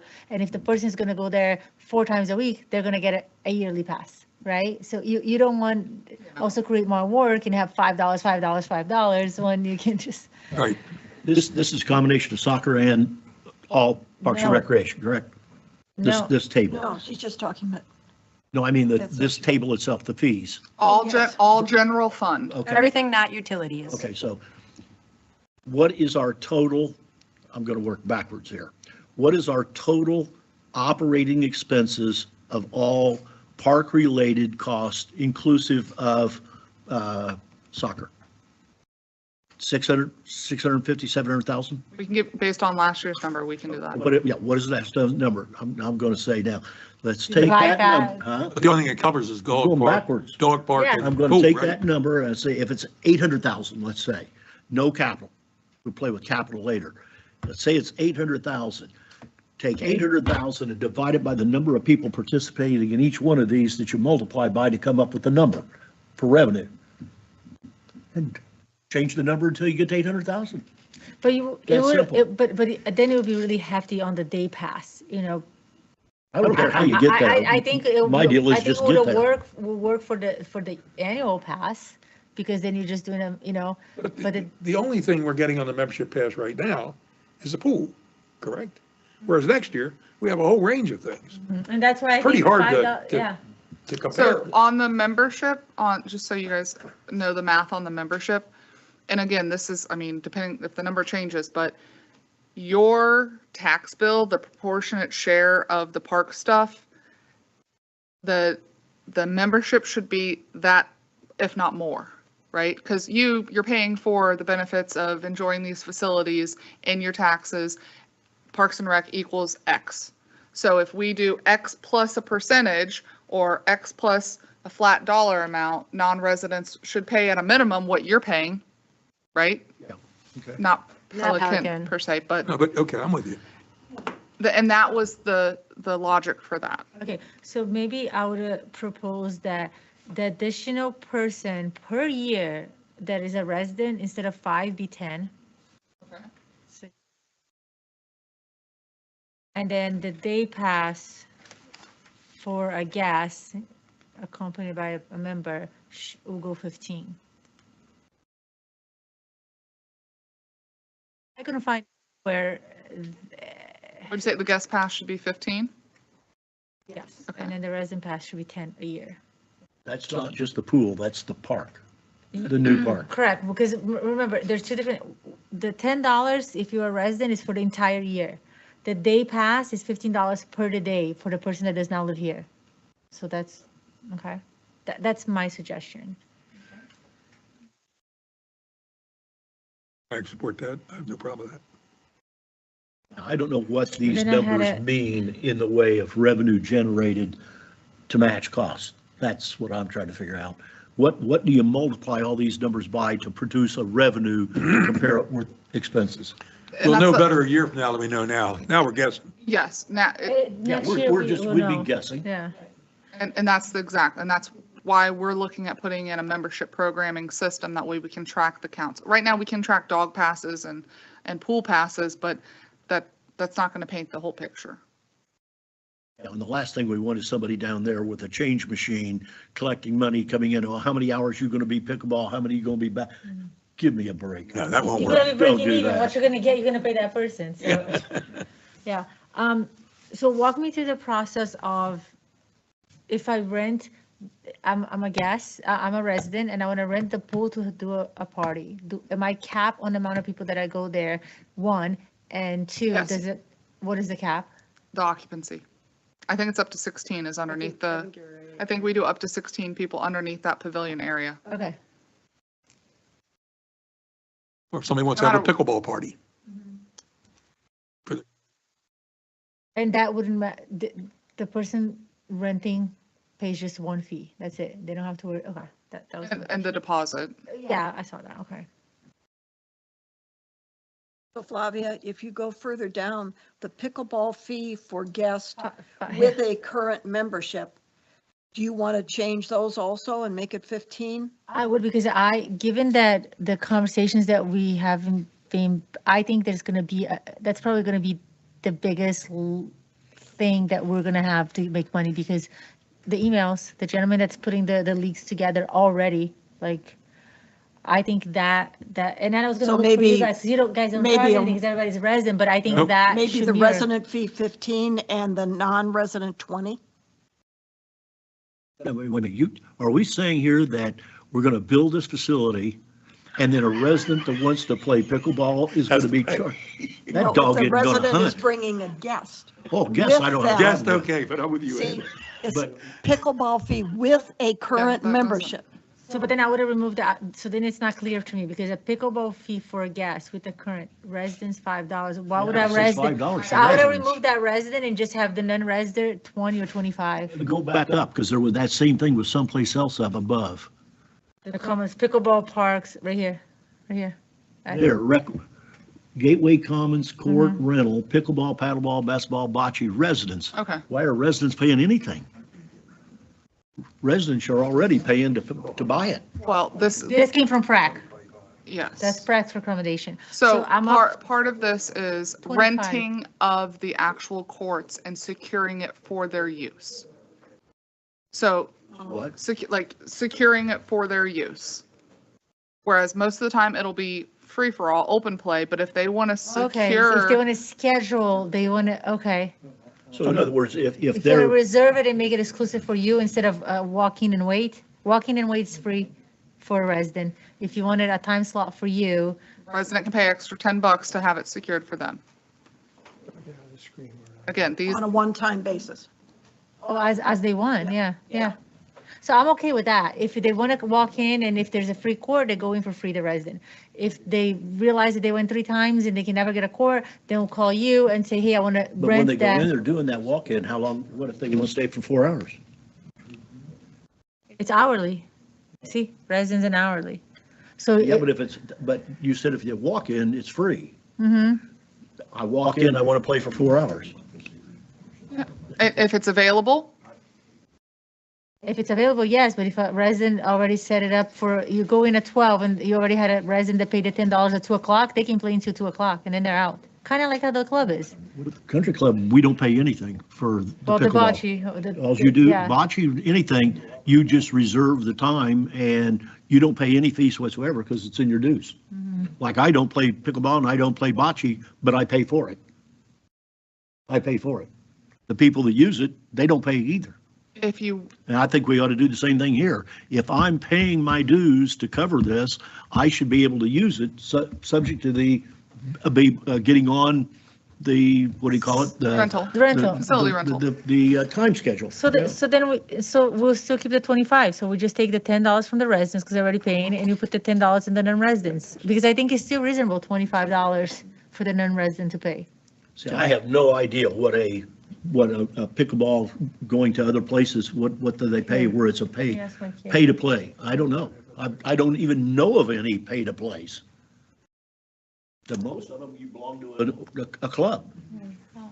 My kid actually plays this. I didn't know. I found all that in my garage. I was like, what is this? Like I played pickleball in the last 2 years. I was like, oh. Well, I and just- see, My guess would be is if you charge 50, and if you got a pickleball court would be typically possibly 4 people with doubles. So that's $60 an hour if 4 guests use that court. I don't think you're going to have a line play. I don't think you'll have a line to play if it was $6. So are you opposed to then removing the resident and still keeping the PrAC recommendation? anything, The I- $25 a year? Yes, that's Okay. exactly what so I do. let me caveat. Yep. What we also want to keep in mind is people trying to circumvent the system, right? So Say it again. circumvent the system. So I can buy or I can rent X amount of times that I'm never going to hit my membership rate or the reverse. Right? I understand what you So mean. I can rent the Gateway Commons pickleball court for $15 an hour. I can rent it X amount of hours until I hit the membership rate of $385 for up to 6 months.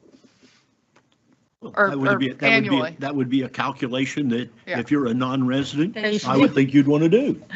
And that's what I was thinking about the pool, same thing. That's like our summer golfers. You make a decision of how much you want to play, and at that X rate, you determine whether you want to be a member or be a social member. Let them do the same thing. But I would not charge under any conditions a owner that's paying for the deal to begin with a fee to have access So to he it. says, I'll just read the second part because I thought he was thinking I was going to contribute to this expense. He says, free at the public park, Mom, and monthly indoor places are between $100 to $400 depending where I go. That's Say it again. free at the public park. Indoor places is between $100 to $400 a month. Unlimited. So that's what he's currently doing it. Okay, take the residents $10 an He's gonna hour be- and move the he's all excited non-residents to thinking that I'm gonna 55 help an him hour. with this. So, If that's here's- the going rate, then do it. I'm, Do you have pickleball at the club? Yeah. Okay. Do you want to push this back to PrAC to reevaluate specific line items? I don't We think gotta do Prac better after we understands did. what we're talking Yeah, about. because they're not really into Prac's the not- financials of all. Prac's not hearing the pressure that we're getting of making expenses paid for. We don't subsidize them anymore. They're not looking at that whatsoever. And that's problematic. Let's do this. Let us go do some due diligence since apparently none of us play pickleball, myself included. You do? Oh, good. Yeah, but you pay for it as part of your membership with Pelican.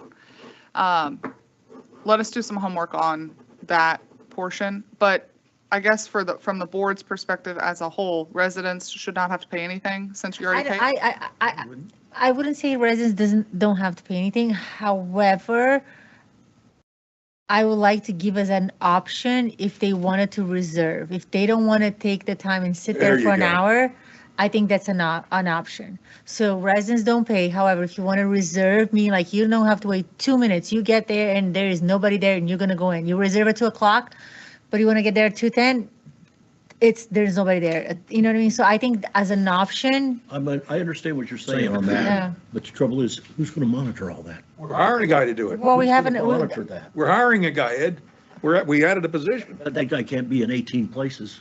It doesn't have to be an well, 18. we have to start somewhere. That's kind of how I look at it. We adjust it next year, but I think, I'll be willing because honestly, I'll already be tired, be waiting for an hour in this hot sun over there. I'm like, that's enough for exercise So- for me, just sitting here, go home. Generally, So I would never reserve it if I could reserve Don't play on it. Thursdays. You can't get here. So if I had the ability to reserve it, then I would. But otherwise, if I have the Well, time, then it I'll really sit depends there. upon how you're going to do it. Like hear me, for ours, you just go online and it's like getting a tea time. You look at the sheet and you see what's available. And if 2:00 to 3:00 is open, you take that So spot. generally, how we've been discussing this, so we've got the 12 courts, right? And 3/4 of those courts are going to be open play. Pick up anytime. Residents, non-residents, if they want to pay the day pass to come in or pay for the membership, that'll be pick up play. The other remaining courts will either be league or organized play. So that's where, hey, I don't want to just go wait and sit in the pickup play. I want to pay, $10 and reserve this court space for this time slot. Well, league fee could be a generator of income. Yep. As well as having a champion or a teacher. Yep, and we're working on that. At least for youth right now. We're starting with the youth You'd program. be surprised, the old folks need it too. Trying to convince him to do an adult league. You don't have to convince them. Yeah. Once they fall, then they want lessons. And they do fall. All right, was there any? I don't see a category in here for league play.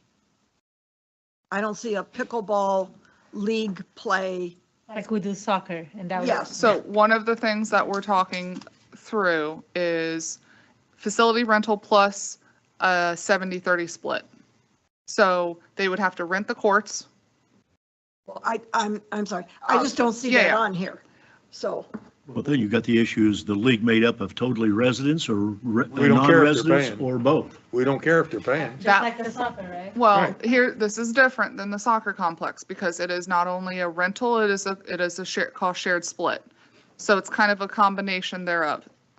So they pay to rent the facility, which is X amount of dollars per hour for their league. So let's say it's 200 hours, 100 or whatever it is, the number is. But any of their registration signups, I don't care if it's resident or non-resident, but it's a 70-30 Oh, okay, so split. it's better. It's better for Yeah, us. yeah, Oh, I okay, so, agree. no questions. That's what. And does Facilitron do this type of thing? Yes, but we're looking at a different program because Facilitron doesn't necessarily offer membership tracking, and that's really what we want to get to. And so we've been reviewing different programs okay, with so PrAC. can you add that category Yes. for our next? So when you're one? saying 70-30 split, you're saying 70% undedicated time, 30% dedicated time. No, two, No. some. No, dollar. They pay $100, we get 70, they get 30. On top of a facility rental fee. Okay, but how many pickleball courts are there? 12. How, are those going to be dedicated to where a person that wants to go out and play with another person, they can't play because you have to be in a league? No. No, because they only do a part of the league. Play Yeah. is going to be 3/4 of them, so Okay. 9 of them. But there will be dedicated league times. Okay, that's what I was trying to get to. And the other 3 are going to be for leagues or whatever. So just revise this. Yeah, she's But I working think on it's a it. good start. Okay. I duplicated this sheet and then I'm like, What got Inserting people some upset stuff. over at our club is people who do not want to play in league play get booted out of time when they have leagues and other communities come in and play on our facility and they don't pay anything. That We makes don't have, members mad. all of our league play right now in Pelican is internal. Our club has a lot of leagues, men's, women, mixed, doubles. We have that too, but it's all that. internal. Well, no, it's external. They come, other clubs come over. And We- we that- recognize that's- that, and that's that's a why problem. we're proceeding to move forward as suggested, 3/4, 1/4, because the residents paid for this, we want the Well, residents it's to a use it. timing issue because the leagues are going to want to play in the morning. But it's cool. Like the women.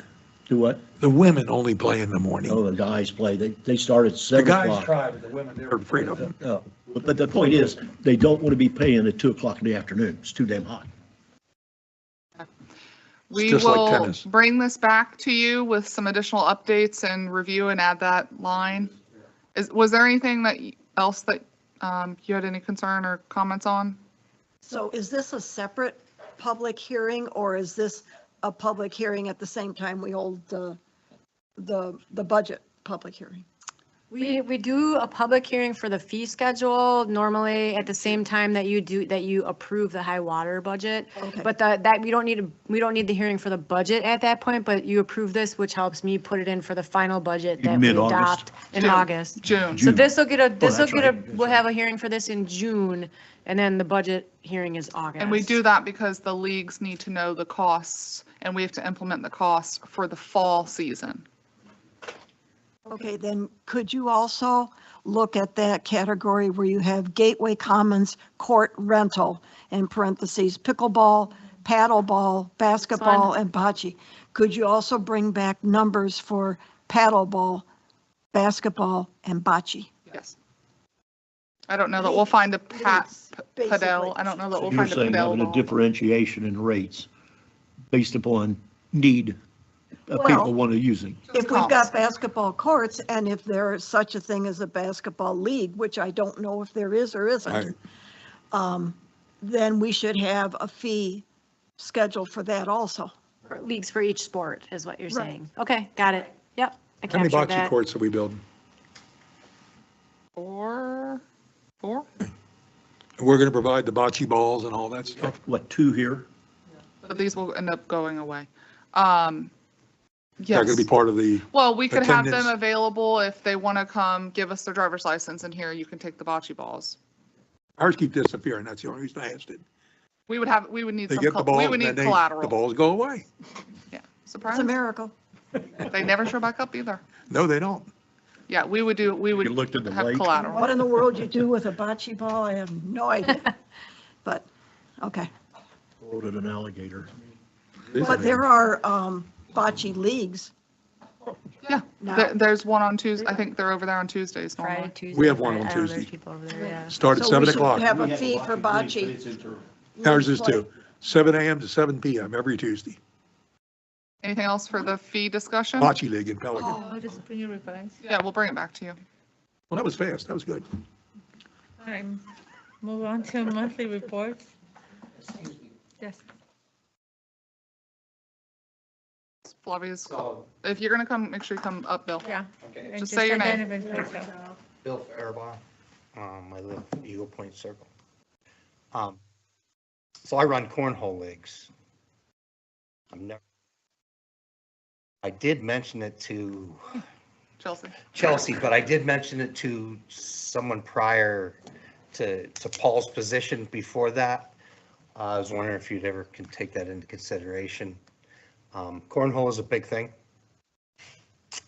Getting very big in Pelican, Yes. getting very big. What's that? I mean, watch it on ESPN, just saying, Really?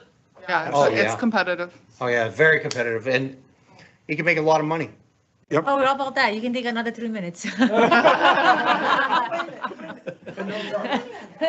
So you Charge for put an league.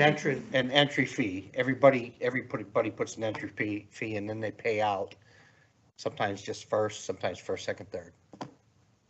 And all you need for that is grass, right? No. No. Well, you should have, like, TV, they play in a lot of gyms, but you can play on Okay. concrete, pavement. Bocce court. I've played on grass too. It's a little bit more difficult. Oh, it is, okay. Yes, All right. yes. As long as the landing zone is firm, Yeah, where you put that apparatus to throw the beanbag is inconsequential. We have them on concrete and grass. I have to say, Fort Myers has a lot of pros here. And I've played In with them. cornhole? Oh, yes. Go down to, Every day. Wow. they have, there's pros that go there. There's I run a tournament at an I RV don't know about park, the mugs. and the manager of the good RV on park that. was a pro. His partner was number 2 in the world. I played against him. I'm But you're right, not, it's growing. It's I'm growing not the fast. pro. I just. Oh, look, we've got a whole bunch of fields out there. How much do you need? For a cornhole? Corners everywhere, you know? Well, the park would be perfect is all I'm saying. When the basketball Okay. courts aren't Because a used, lot more just people- convert them. A lot more people would congregate there, I mean, I've played it on shuffleboard courts, but you're not going to take away a So basketball. what are you currently playing now? Me? I just play all over. A lot of, you play at bars, at parks, at RV parks. So food truck okay. parks. Yeah. Oh, okay. Like that So one it's down on. very popular here because of our weather. Yeah.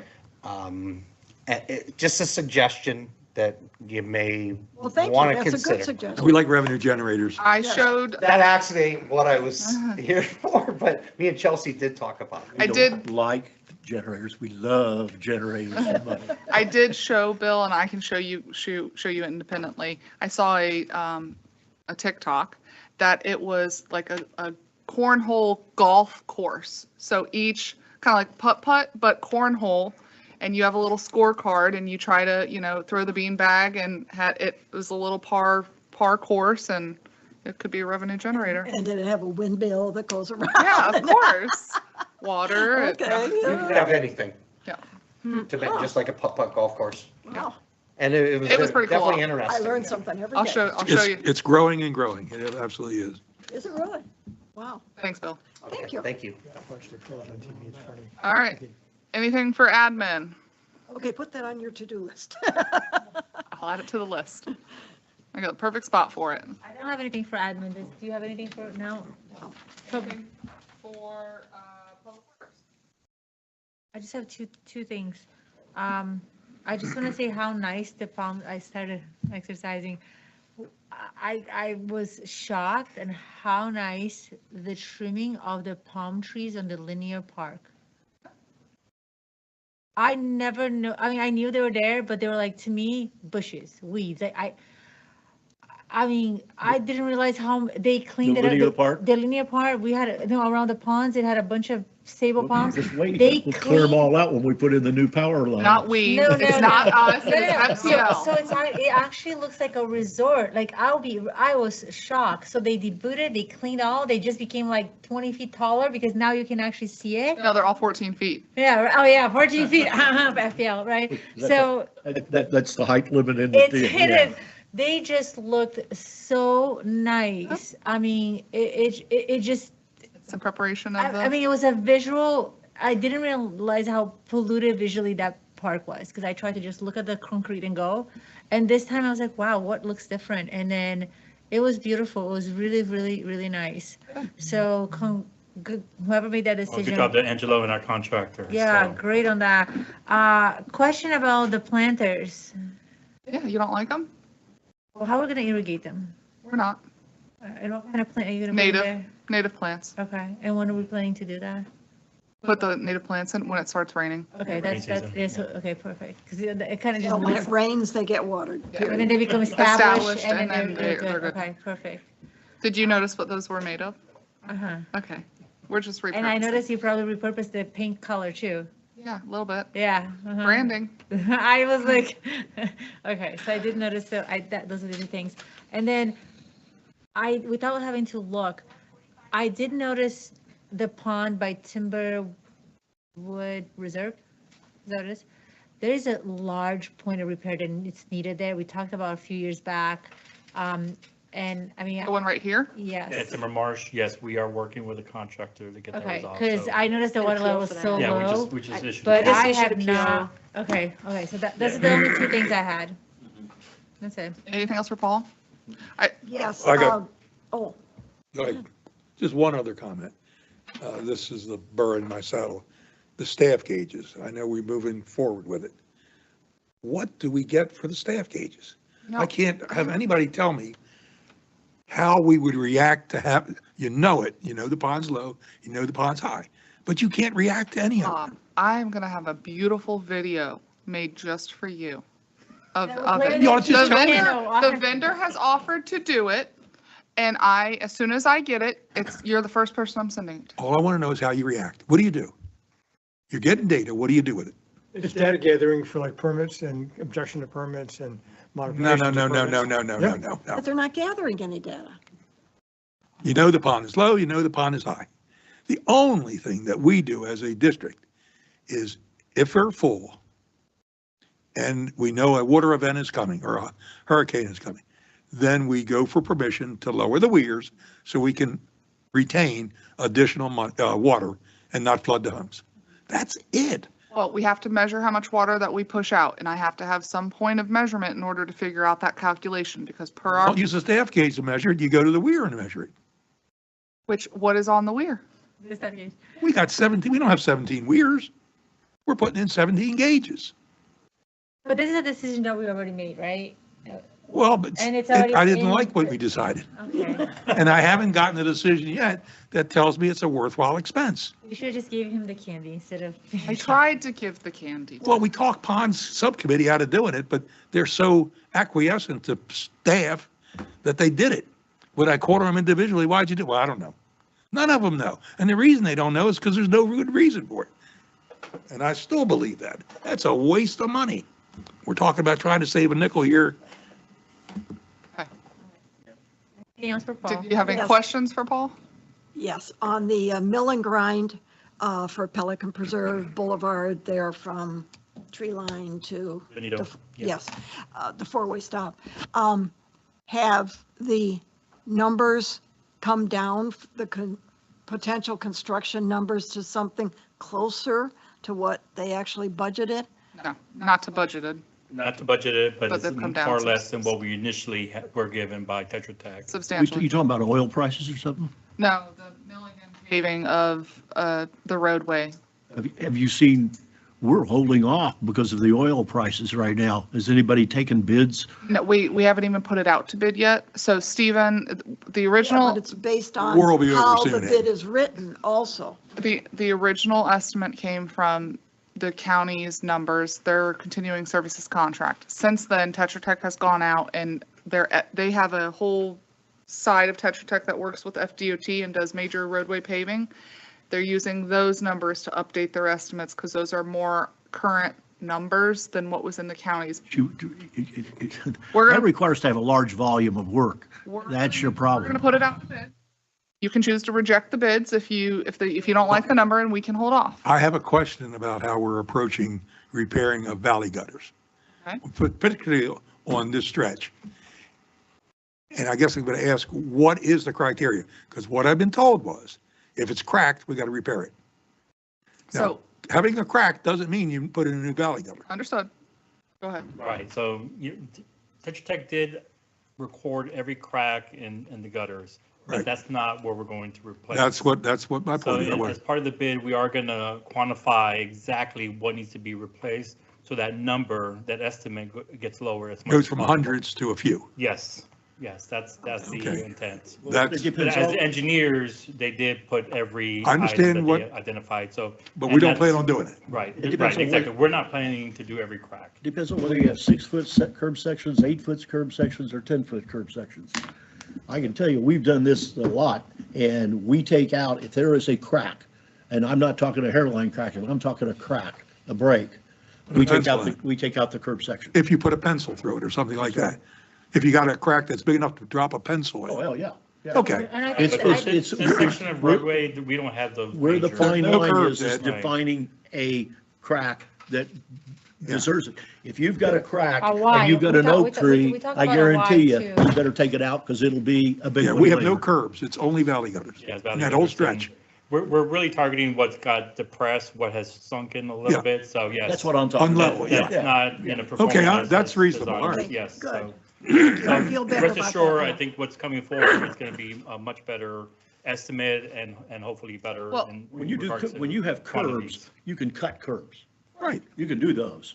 Valley gutters, you don't want to do it that way. You want to take that gutter out if you've got a crack. If you have, Regardless, have a big one. regardless on the bid form, it's gonna be quantified, and Right. if we do all of them, or if we do less of them, they only bill out what they actually do. We've done 2 projects in the last 2 years, big projects, and we're running about $18 a square yard all in.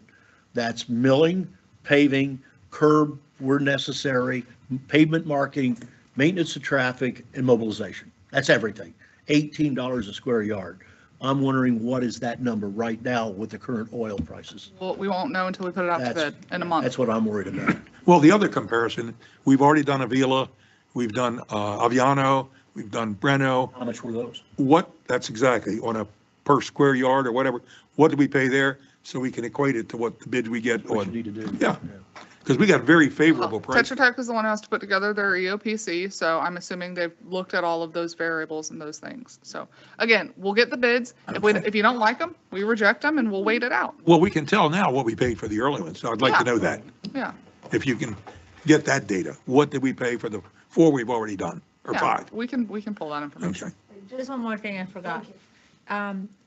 The sidewalk between the lift station by Magnolia, but across by Hampton Park. There are 2 areas that need attention. It's not tree related. Maybe, so if you go across from the lift station, right, on the Hampton Park and go towards their entrance, you see there's like 3 big areas. Okay, Yeah. yep, I took Of it. differential, Chloe, or? It actually broke off. It looks like some type of machinery went on like just enough on the corner, so it broke off like 3 pieces. Okay. It's not a tripping hazard because it looked like it just happened, but We'll take a look at that. Thank you. Thank you for bringing that to our Oh, attention. and just one more thing, Paul. In Stony Brook, a while ago, we had an odor issue. And we did a bunch of stuff for it and had a study and all that sort of stuff. That's Is Bill. it now gone? Oh, Sorry, that's gonna be I'm with sorry, that's Bill. Bill. the Okay. stink is I'm Bill. gonna have to baton that to He Bill. puts the flowers in. Bill deals with.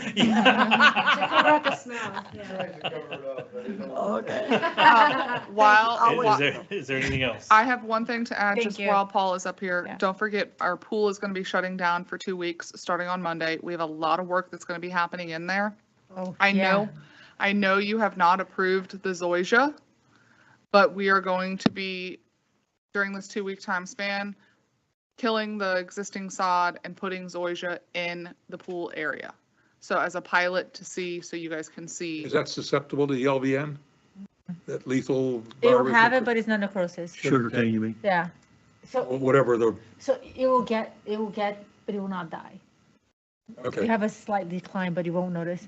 The other thing that we talked about, in the pool. Yeah, oh, it's fine. It's been resolved.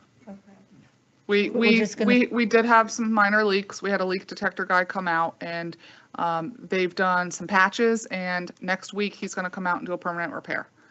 So the area on the pool that I saw along the pool across from the kiddie It's pool, fine. was that related to the leak or? Yeah. Or just, and then just this? The water, just where Just- the water, Okay. yep. So, but it's been resolved, or it will be a Okay, permanent Thank you, fix. Paul. Okay, thank you. All right, anything for Bill Shaw? Apparently Carol's got something for you. Is the odor gone? No. The odor will never be gone.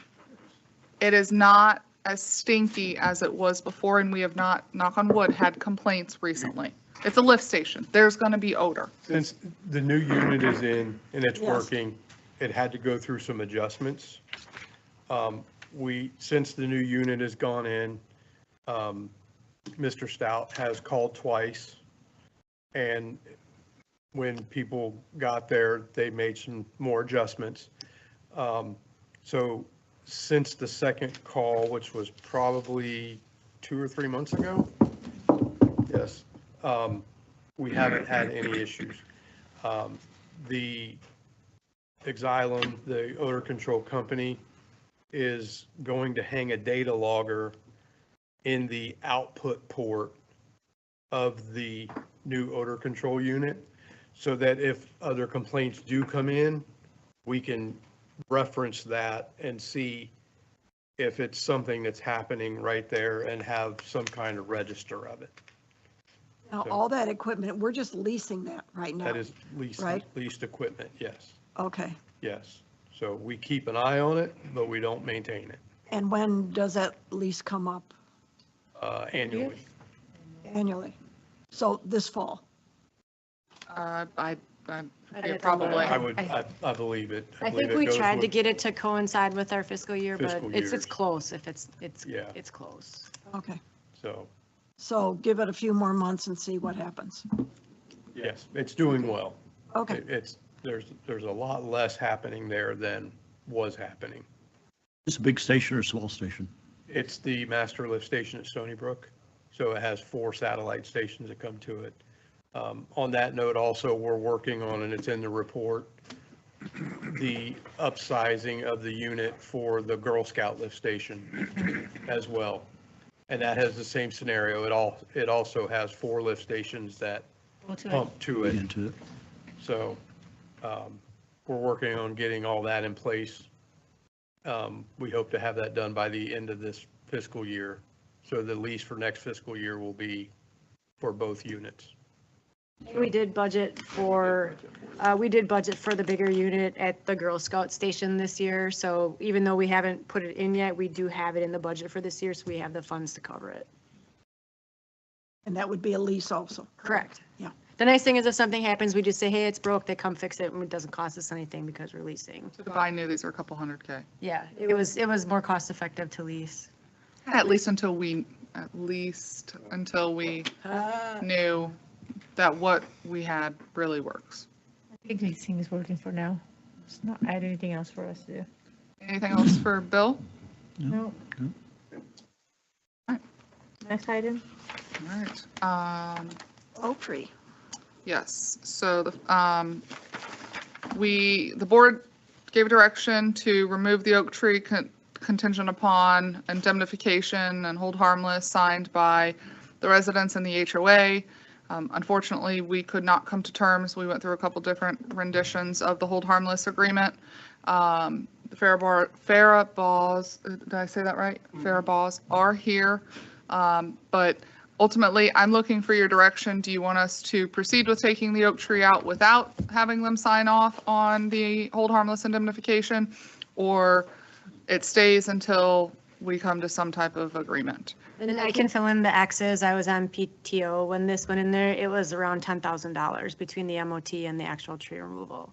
Oh, I mean, usually I let you guys go and I go last, but in this one, if they don't sign it and the HOA don't sign it, that'll be a no for me.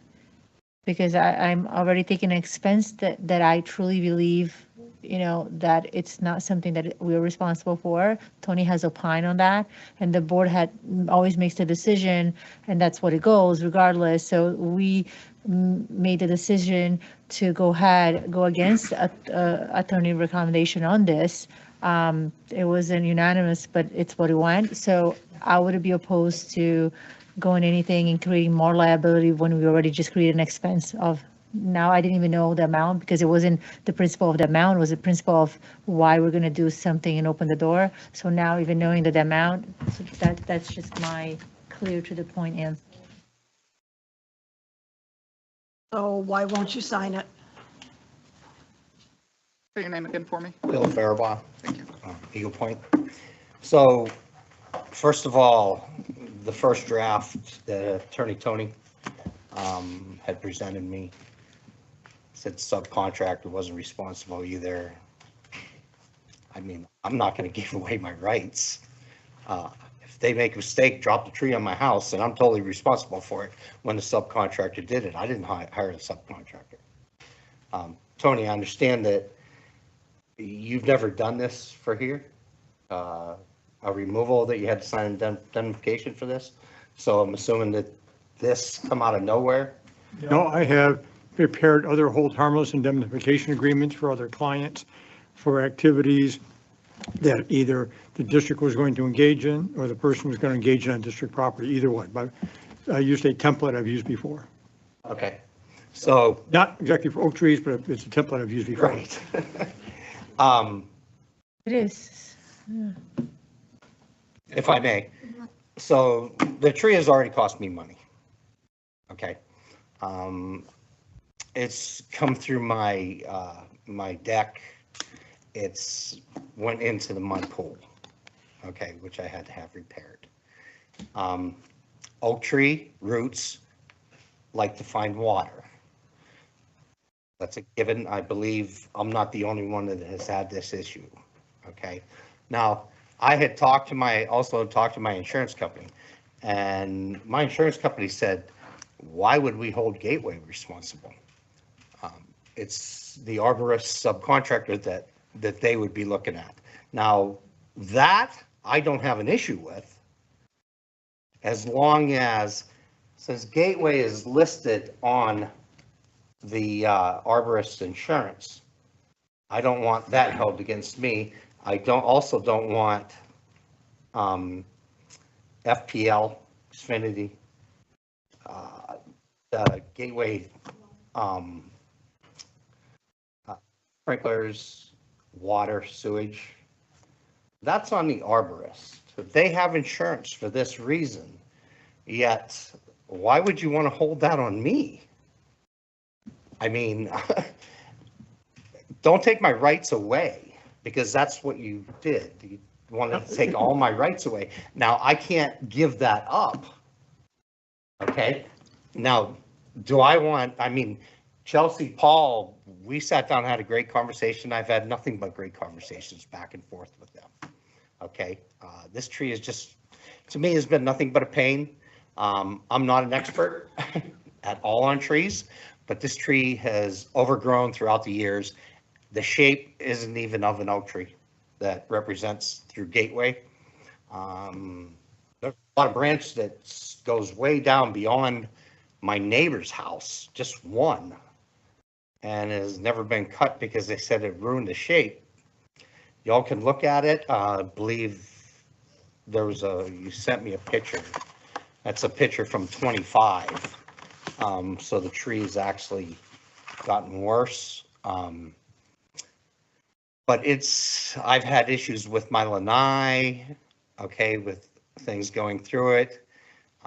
It's just, it's more harm than anything. And so I do understand the rules of not doing it also. And, you know, I don't want to have to cut roots. I honestly don't, you know, but please don't leave me with that. You know, I mean, I'm allowed to go right up to the edge of my property line and cut the roots, and I would rather not do anything like that. I'd rather just have it down. Is there some way we can come to terms that, I'll say Gateway and your employees, I would never come back at you. Now, on the other hand, the subcontractor, no, he's liable. So how about this? I think it would be fair to have you have continued conversations with Chelsea and Tony, because what we really need is for you guys to agree, because we already gave directions that we are okay with it, and working out on the agreement and language on the agreement. I think that's a Tony and staff and you, like the three of you guys agree, because the direction was already given to this board. Go ahead and do it, and as long as you sign that, yes, Tony. The revised agreement that's in your meeting book is the one that takes out the language. We agrees to indemnify and hold harmless our contractors. If I can finish. Go ahead, I'm sorry. It says they agree to indemnify and hold harmless and hereby indemnify and hold harmless GSCDD and GSCD supervisors, officers, and employees as indemnities. That's the category. So we took care of the concern that he had. I believe we did, Okay. after Chelsea conveyed it to me.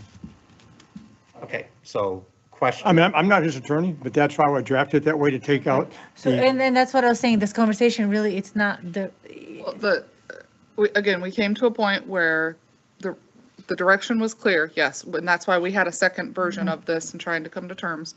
But we agreed to disagree, and so I told Bill and Stacy that we would bring it back. If the intent is to protect the district in liability, or if this board wants to waiver and not have the property owner sign this, I mean, we're giving exactly what he asked for. So why would we not have him sign it? yeah, and I guess also look at it from the perspective, the district does not have a duty to trim the branches or the roots. The property owner, as we've talked about before, under Florida law, has the right to trim the roots and the overhanging branches to the property line, as long as he doesn't, she doesn't, they don't kill the tree. That's the only caveat under Florida law. Then there's damages for that.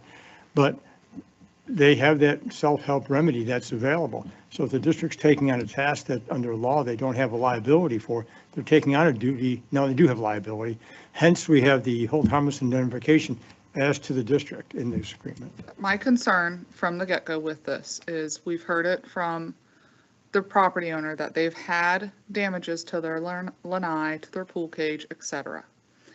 And if we take out this tree, I mean, we're going to hire an arborist to do so, but perhaps there's an opportunity for them to trim the roots on their side and we trim the roots on our side and take the tree down.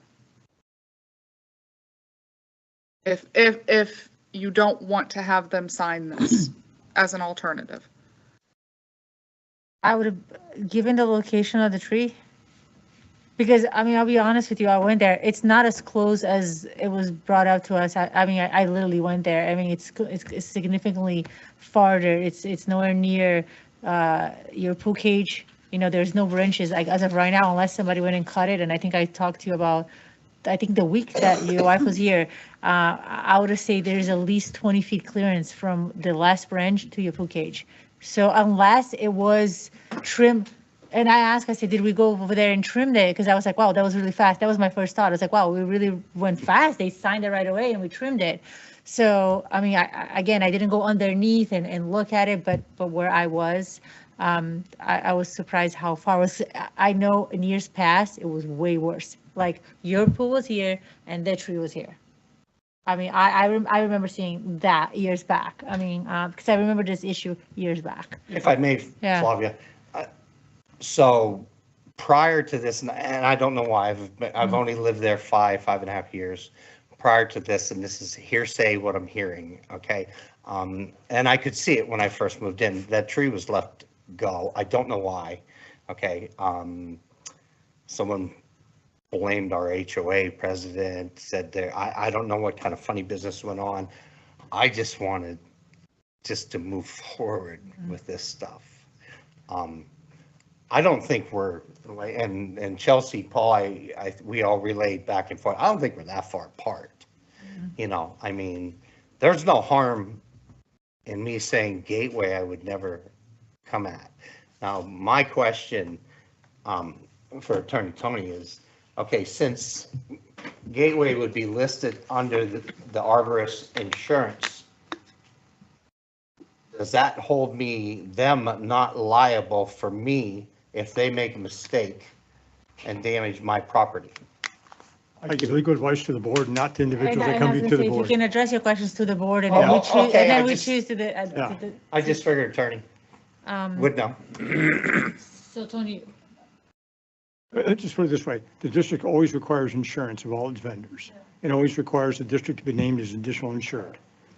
and whether or not an event would arise to an opportunity for a claim against our vendor, it's a case-by-case basis. You know, But we should be covered because of what we put in the. yes, Yeah, so with this, so are you okay with this revision that we made?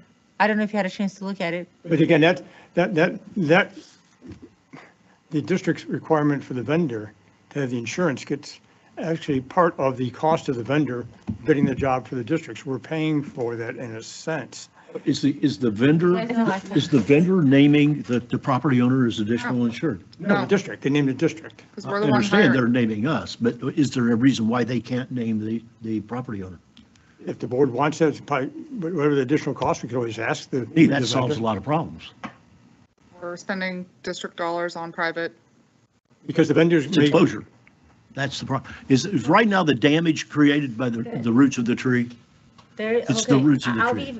I usually don't get into us, right? There is no exposure because we haven't tied his hand to do what he can do by law, which is trim the roots and trim the branches. I would argue that we have exposure then with the palm trees that are too close to the road. I would argue we have exposure with the sidewalk. I would argue that we have exposure all over the place. So in this particular case, I don't think we have exposure because it's not like we went to them and said, don't trim it, don't cut it. He has, and he always had the right for the last 5 years to do so, to properly secure and protect his property, and he On his chose side. not to. Exactly. So I don't believe that we create exposure by not taking the entire tree down. Yeah, I run into this a lot of times. I have one district that has a number of cypress trees that are around ponds or lakes. It's nuts. They're all the way up and they're traveling 20 to 30 feet. It's amazing. And their backyards become a hard surface and they're starting to get into their deck. And we tell them, you can cut off the roots at the property line, you know, and that's been that position of that district also. So I move that we table this to the next meeting because I think that you're close enough that you can get this worked out. And I agree. I think that's, you know, you guys work it out. And then have we heard from the HOA at all? We have not even reached out to the HOA because these property owners are the first impacted. Once we've got their signature, then I'll work on getting the HOA signature. Okay, thank you. So we'll bring this, I agree with Karen. At the next meeting. Okay. Which would well, be- there would be no need to bring it if we May. come to terms. Correct. Well, I want to make sure though that the Well- document that is finalized is something the board will have to live. I'd like to bring it back to the board. If it changes at That's all. fair. Well, either way, we'd have to get, the vendor would have to do an MOT plan for shutting down portion of Gateway Boulevard because of how the tree would have to come down. And they would need We got the that. space. Yeah, we got, it was 5,000 for the trim, for the cutting it down and 5,000 for the MOT. So It would what? $5,000 to cut the tree down and $5,000 for the MOT. So it's $10,000 to take the tree down. Okay, we'll bring this back to you. MOT, movement of traffic? Maintenance. Yep. Maintenance. Maintenance, movement. So we'll Okay. return, we'll bring this back at the May 7th meeting. Boney out there with a flag. Whatever that first meeting in May is. Honestly, I think you're close. Yes. Bill, the problem is, And a lot of it, I think, is also semantics. You're thinking one thing, they're thinking another thing. Yeah, I clarification. think everybody's is- got a point, Yeah. but you just need to hassle it out. and we typically cannot meet together unless you have some type of legal representation. What if I waive? Is that okay? If you don't have, do you have an attorney representing you in this matter? No, not in this manner. I have attorney advice. Well, then that's that's enough for me considered. to require, yeah, that we Yeah. need to have the attorney present then. Attorneys have to talk to attorneys. By getting advice, you've actually engaged services of an attorney. He's on the hook. I mean, I don't mean on the hook, but if you've gotten legal advice and you're relying upon it, then we need to have the attorney as part of the Pretty conversation. forward about everything. And I appreciate that. Yeah. Really do. But I also feel I can talk myself. I've dealt with plenty of attorneys with previous jobs. I've union negotiating for a huge company. Understood. I've dealt with plenty of lawyers and Pennsylvania. Okay, I was trying to peg the accent, sorry. So I've also dealt with trees. I am not a tree hater, by the way. No, I Okay. think, I mean, we are at points and we are at no points. If they're causing a problem, we all hate them. If they're not causing a problem, we care less. We'll put a hammock and have a drink underneath, Bill. so. Yeah. On a bench. Right. You've got the agreement, so if you want to go consult and red line whatever you see fit, then I can take it back to council. Okay, now, so I will say the biggest thing that I am looking for from my attorney is going to be, is this by Gateway listed on the arborist insurance, is that holding them not liable to? That's. I'm sorry. Yeah, okay. I'm sorry. Okay, so You have, Flavia, Bill, you Bill, understand what I'm? Bill, you have to But I go, think that's you a have to go question to your to attorney. your attorney, not us. It's like, we can't. I'm not here I'm to just give you giving you legal advice. the question that Yeah. I am going to ask. You I have think, to ask I that to your think attorney. I honestly, more than ever, the two attorneys and you, it's exactly what you need. Because then you can ask that question, you're gonna get an immediate answer from Tony then and there, and then they can talk about it. So the faster we get that done, then the faster that should come down. And if he or she wants to see my memo on roots and limbs, I have it. I update it every couple of years, but the law hasn't changed. But I appreciate you staying all the way to the meeting until 5 o'clock. Oh, yeah. That was fun. Thank you all for hearing me, Yeah. and I appreciate your time. Thank you, Chelsea, and thank you, Paul, because you guys have been wonderful. We'll be in touch. Thank you. All right, Okay, see you. thank you. All right, Tony, district attorney. Okay, we're going to, I think we handled today, the Club at Gateway Water withdrawal agreement that's finalized and been approved. And so I appreciate Chelsea and her staff also hustling because this was a last minute kind of item that was. Everybody appreciates Chelsea. Keep going. Is it because May is around the corner? Well, when I get down to some other items on here, I'll tell you I don't appreciate it. I'll throw me under the bus under the other ones. Yeah, It's well, okay. thank you. You're How welcome. did you hear I was prepping you It's all for right. it? Thank you, Bob, for pointing that out, by Reciprocated. the way. And then on the Daniels Parkway Apartments, we've addressed all that and wrapped that up today. The forest main irrigation main redundancy project, we're working, I guess, Pedro's prepared a First Amendment for the trust indenture or for the trustees, a document for the trustee. We're waiting for the trustee to wrap something up, I believe, on that. Horizon. Pedro's been working, I think, with you on that. Laura, hasn't he, recently? No. Or notice to the trustee. That's been, Yeah, we resolved that. yeah, okay, that's resolved. I thought that was done. Santa Luz, again, what I'm going to, again, Chelsea and I talked about an approach, don't want to necessarily have it here, but to carve out the HOA items to, and handle the district items separately, because the real hangup is more with the HOA items, quite frankly. I mean, we like to work with them, we're not abandoning them, but that's, I think, holding up most of it, in my opinion.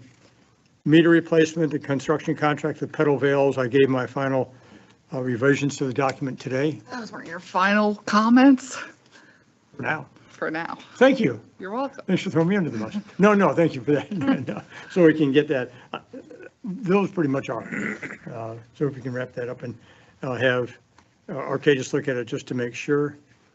The RWA, that's taken care of, the Girl Scout FPL transmission line project. I was trying to do some research, by the way, not on the district's project, but on the overall, that Orange River to the Puma line. It is an enigma wrapped in a mystery. There's a bunch of, like Russian dolls. It's trying to find the maps and the documents for this is less than easy, quite frankly. FDEP site, because FDEP handles all this under the Florida Transmission and Power Line Siting Act.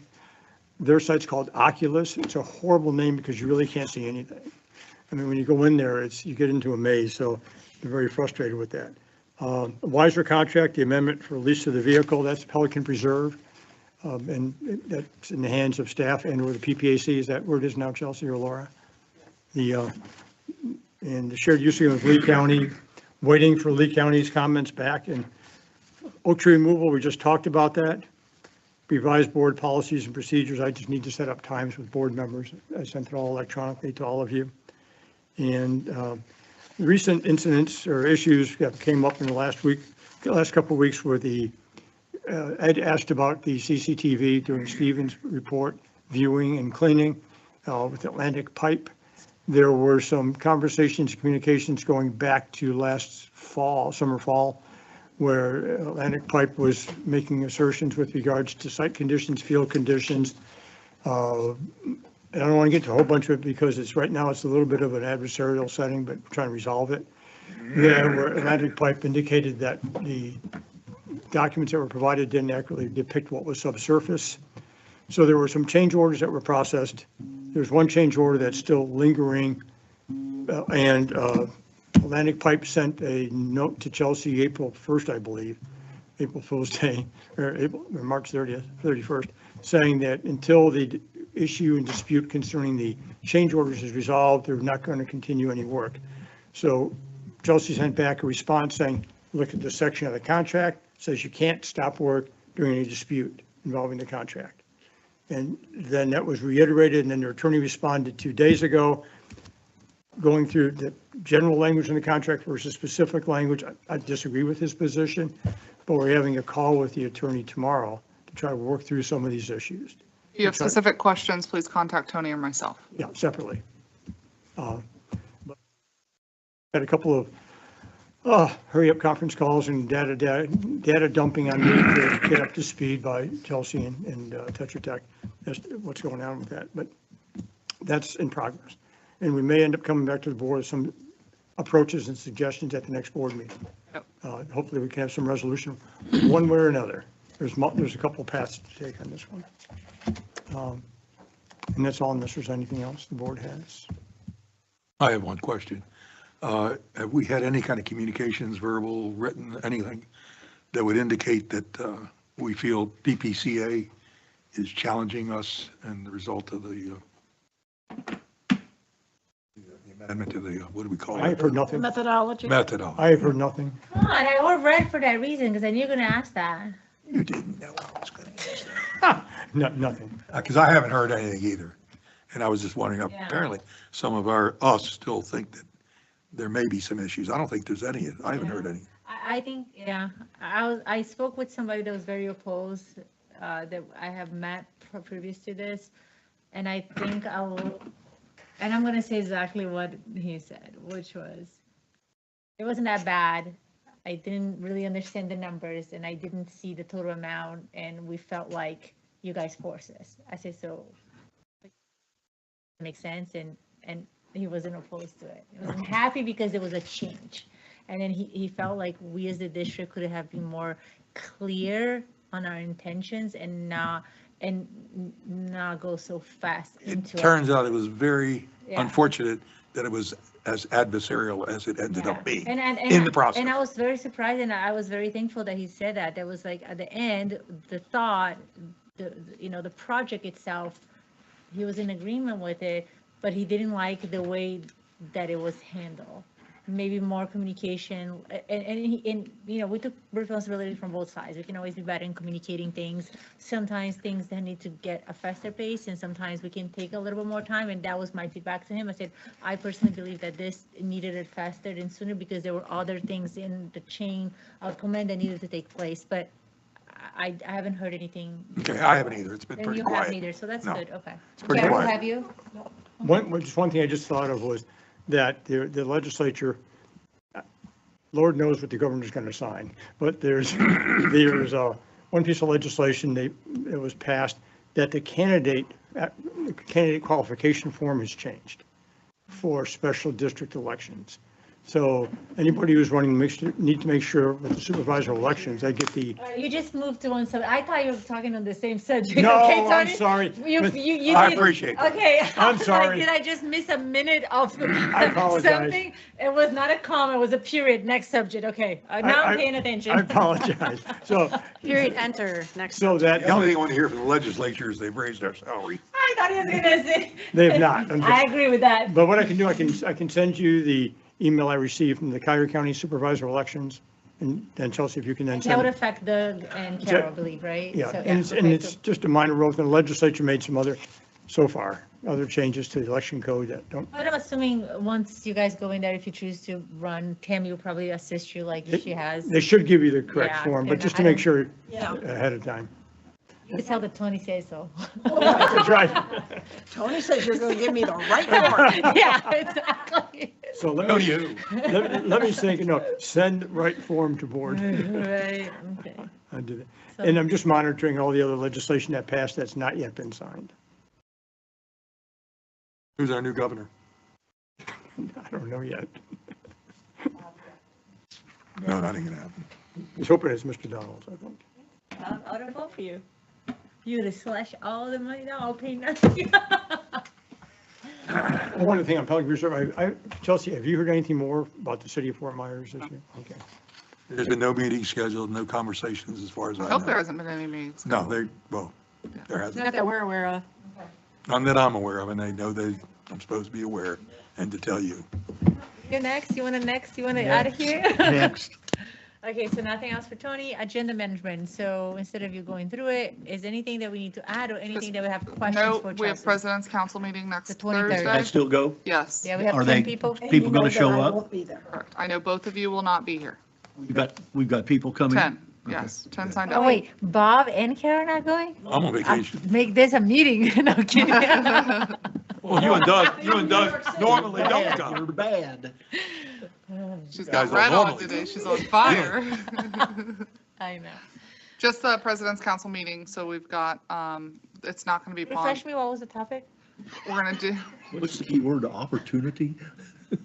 budgeting process, the meter Okay. replacement project, and then I don't think we're going to do pond standards. It's going to be like a culmination of public works projects that Paul has been working on, so. And I get it that we already have it, but I think we kind of like on the last phase of ponds, I would think Parks and Rec, look at her face. Why you give me those eyes? But yeah, no, I'm fine with this. That's fine. What did you just say, Flavia? Because you know that's what they're going to ask us, right? Oh, yeah. So, What are they gonna ask us? Parks and Recs, they're Okay. gonna, so I wanted us to, while we have an agenda set and this was done a while back, please be prepared as much as we can as a board and as staff, because I truly feel like that's going to be their questions, because we barely hear questions about ponds and ponds, restoration project.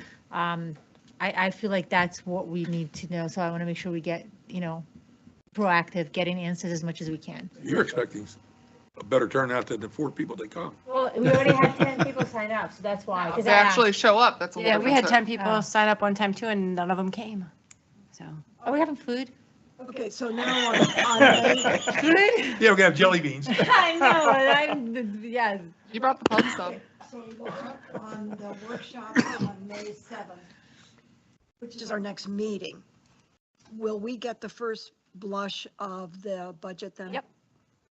Because of Version stuff we Yep, did I am today. working on transitioning. I've been spending time with staff. I still have to meet with Paul, but I sat down with Austin today. Leslie's stuff is done. My stuff is 99% done. I know So it's just PPAC Paul's. met and they decided what they wanted to. Yep, I have Pelican's present. numbers. Yep, I have their stuff. So I just now I'm working on transitioning.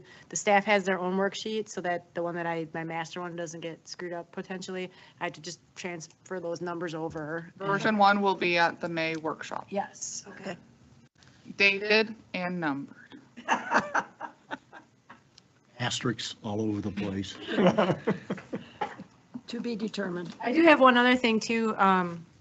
Chelsea's reviews, I think 2 people. Door in the door. Carol's and Bob's have been, I have. Okay, yeah, Doug's not here, so if you can get your reviews, he needs it by next Wednesday, so we got time next Wednesday, what did I say, the 23rd? So you have a week to put it together before it has to be put in the boards. You have a week to finish Yeah, them. Tony's wanting everything Monday. Yes, that'd be great, yeah. please. Yeah. And That's where I'm at. I am working on, like we The did, 23rd is next Thursday. No, Yeah. Monday. Monday is the 20th. Monday's the 20th. We have to have the board the stuff has to be published by the 30th. Oh, but May 7th, yeah, Because we're because it- leaving the well, 22nd. yes. You need this stuff Monday. I'd right? say next Wednesday is I fine. give you till Wednesday. Wednesday, which would be the 22nd. 22nd, yes. so I am working on, like we issued last year, the district accomplishments, a year in review. So I will have that for You should have you. given it that before. Y'all jumped the gun and beat me to it, and I've been a little busy, Hey, but she sent the email. I know, which was what prompted me to do the I ought to tell them accomplishment. what I did. I didn't even tell her I was sending it, I just did it. I have a compiled list, so, which none of the things should be really of a surprise. Well, I got to tell you that I got the form, and what I didn't realize is a PDF. And I can't tell you how many hours that I spent trying to find that friggin' form after I did it. I will tell you that next year's process will be much easier. I'm having Georgia convert it. We have a new software that we're using. It's called FormStack. Great. And you can just go, Or you just don't fill even it out, send and it then when to you're done, you push a button at the bottom and it'll just get emailed off. You won't even have to, you want to attach it to anything, you'll just open it up and fill it in. And I called Laura, but I'm not going to mention names, and she wouldn't call me back. I was at lunch. I printed out the form and then did it manually. I'm going to learn. What I do. I'm going to I learn. did it old school. Yeah, I made it What can I say? fillable. And scan it and send it. I spent, I see that as a new. No, I brought it to the meeting and I handed it to Tony. Yep. It's sitting in the cadence in my office all by its lonesome. Old school. That was Bob's challenge for the week. Nope, just It was old budget, school. budget, It's budget, real budget old over the school. next, How's June looking like for us meetings? um, Light? Heavy? budget. Budget. Depends on how much you can sharpen your pencils on the budget. I would really like to have it approved at the first meeting, so we don't have to have a special meeting in June, because the second June meeting is past the deadline for approving the budget, Okay, okay. because it has to be done by June But 15th. recognize there are 3 meetings in between now and then. Like, including that one. Yeah. So, Or you can have a workshop also, some additional workshops. Okay. All right, nothing else for Chelsea then? All right, next item is what? supervisor comments? All right. Carol? None. Oh, did you all want to have a strategic planning session this year and bring the lady Please in? no. No. Oh, okay, I just thought I'd ask, okay. Please, no. Strongly That's a hard no. That would be a hard no, a hard Hard, pass. no, capital, got it, understood. Say it in Spanish, no. Even if you offer food, actually. Food, Bob, food. I won't even come for food. That's what I said. Even if they have donuts, I'm not That's coming. what he's going to do. Not even for donuts. Yeah. Not even for donuts? Not even for No, donuts. donuts and lunch. No, no, no, no. I mean, alcohol. I'll make cheesecake. Yeah, I'll make Pizza. Alcohol, maybe. Pizza, maybe, alcohol. Pizza, alcohol, and cheesecake. How Okay, about that? sorry And leave the to, consultant home. I'm all about it. Now we're going to have meetings. oh, Lord, sorry, okay. Really good. Nothing. Nothing, Bob? Just the general, how are we coming with our microfiche conversion of the River McGee's closet up there with all of our data? River McGee's closet's clean. Everything's now available to us? We're working on renaming some of the items, but we've got pretty much everything up there. I think Austin had a couple more maps to go through, a couple more boxes, and if Tony would stop bringing me more stuff, that would be great too. Or can we I'm taking my trailer to storage this weekend. get a 10,000 foot overview of how it's there, how we can access it if we want it? You can't. We Yet. can't. Not yet. It's too secret. I'm getting there. We We gotta got it. We pass the have bill to, to find out We have what's to in it. find out what can be a. Some of it's what cannot. protected Some from is protected. because Homeland after Security. 9/11, remember? Yeah. well, part of this is getting naming conventions and then getting it organized if it's on SharePoint or if it's on the Y drive. Right now, it's just a data dump in one location. We've got to get it organized. And then if you guys want access, we can work through the access And who portion. does that? Austin? So ask your question a year from now. Potentially your son as a I ask volunteer. about Well, every then, 6 though, months. I mean, because my son needs to have like 50 hours of No, volunteer. that is But gonna then be I would have make my other son volunteer because he's graduating and that's his field Yeah. right now in May. So he still lives at my house. So I can still force him to do stuff. Let me know. I'd be happy to, yeah. You're still feeding him, huh? Exactly. So I can yeah. And Send him, tell him to email me. okay. That was going to be the alternative. Volunteering? That's all I had. Okay. Fishing derby is this Saturday. We already had 22 kids sign up at the pond, at the commons. So I just thought about the email that you sent to you. Is there any water there? there's a little bit of algae, but anyway. Oh, yeah. dinner's here. Speaking, he's been summoned. So, no more other comments? No. Oh, I have two. So, did you guys get the email from Lee County with solid waste Nope. notification? Yeah, I Ron, saw it. You did? Would you forward that to the board? Yep. Just an update on what's going on. I think it's important for you guys, you know, because it's closest to you. And then we talk about the sidewalk over there, the fee schedule, the linear park was really good. How are we with the color scheme? Did everybody get to take a look at the colors? I mean, you know, it's my priority, like in colors, it's like down here. I think, because we painted, okay, so Chelsea has painted, so the tavern, I mean, for you guys, so the tavern, the two entrance in Town Lake, they painted the gray, right? So that's Okay. one color. Right in front of here, there's like a different scheme. Okay. And then I believe Comments by by the the pool. comments, Take by a the look at pool, those. I definitely, I mean, the blue is horrible, like over there. The nicest and most, like, you notice, but you don't notice, it's by the tavern, those color monuments, I think that's, This and I is think Town it's, Lakes. yeah, I think it's really important because when we do, and even with the branding, when you look at a little tiny thing on the paper, it looks one way, and then when you look at it, all I see is broccoli now. I did not see the broccoli, but all I see, I don't know if Oscaro, they said the broccoli, Bob, you've but ruined it all for I her. see is the broccoli, so, Put some that- cheese on it. so yeah, so that's. Fried all. breadcrumbs. So that's, if you're riding by and you see it, and you have an opinion. yeah, just because for me, it was a lot easier than looking at the little tiny piece of paper and then like the fountain, picking that up and then, you know, it's just, so just take a look at it, but otherwise, everything else is good. Just a reminder, Chelsea's review is due. So. Wednesday. What's it, 22nd? If anybody would like to meet one-on-one, let me know. Or if you need any more information. I just have, next Friday and the following Monday off, taking my grandma on a cruise, but you guys know if you need me, you can reach out. Were we able to get a total amount of how many grants that we were granted? Because I know Doug asked that question. We're about like 1.2 million That were given and that we took. awarded, Awarded. and then we've gotten a little bit more than that, Okay. that we didn't accept. Okay. All right, guys, that's it. The one grant a couple years back for For the- $30,000 that we said we didn't want. You good? All right. Good? Move to adjourn. All right. Second. Thank you. I need signatures.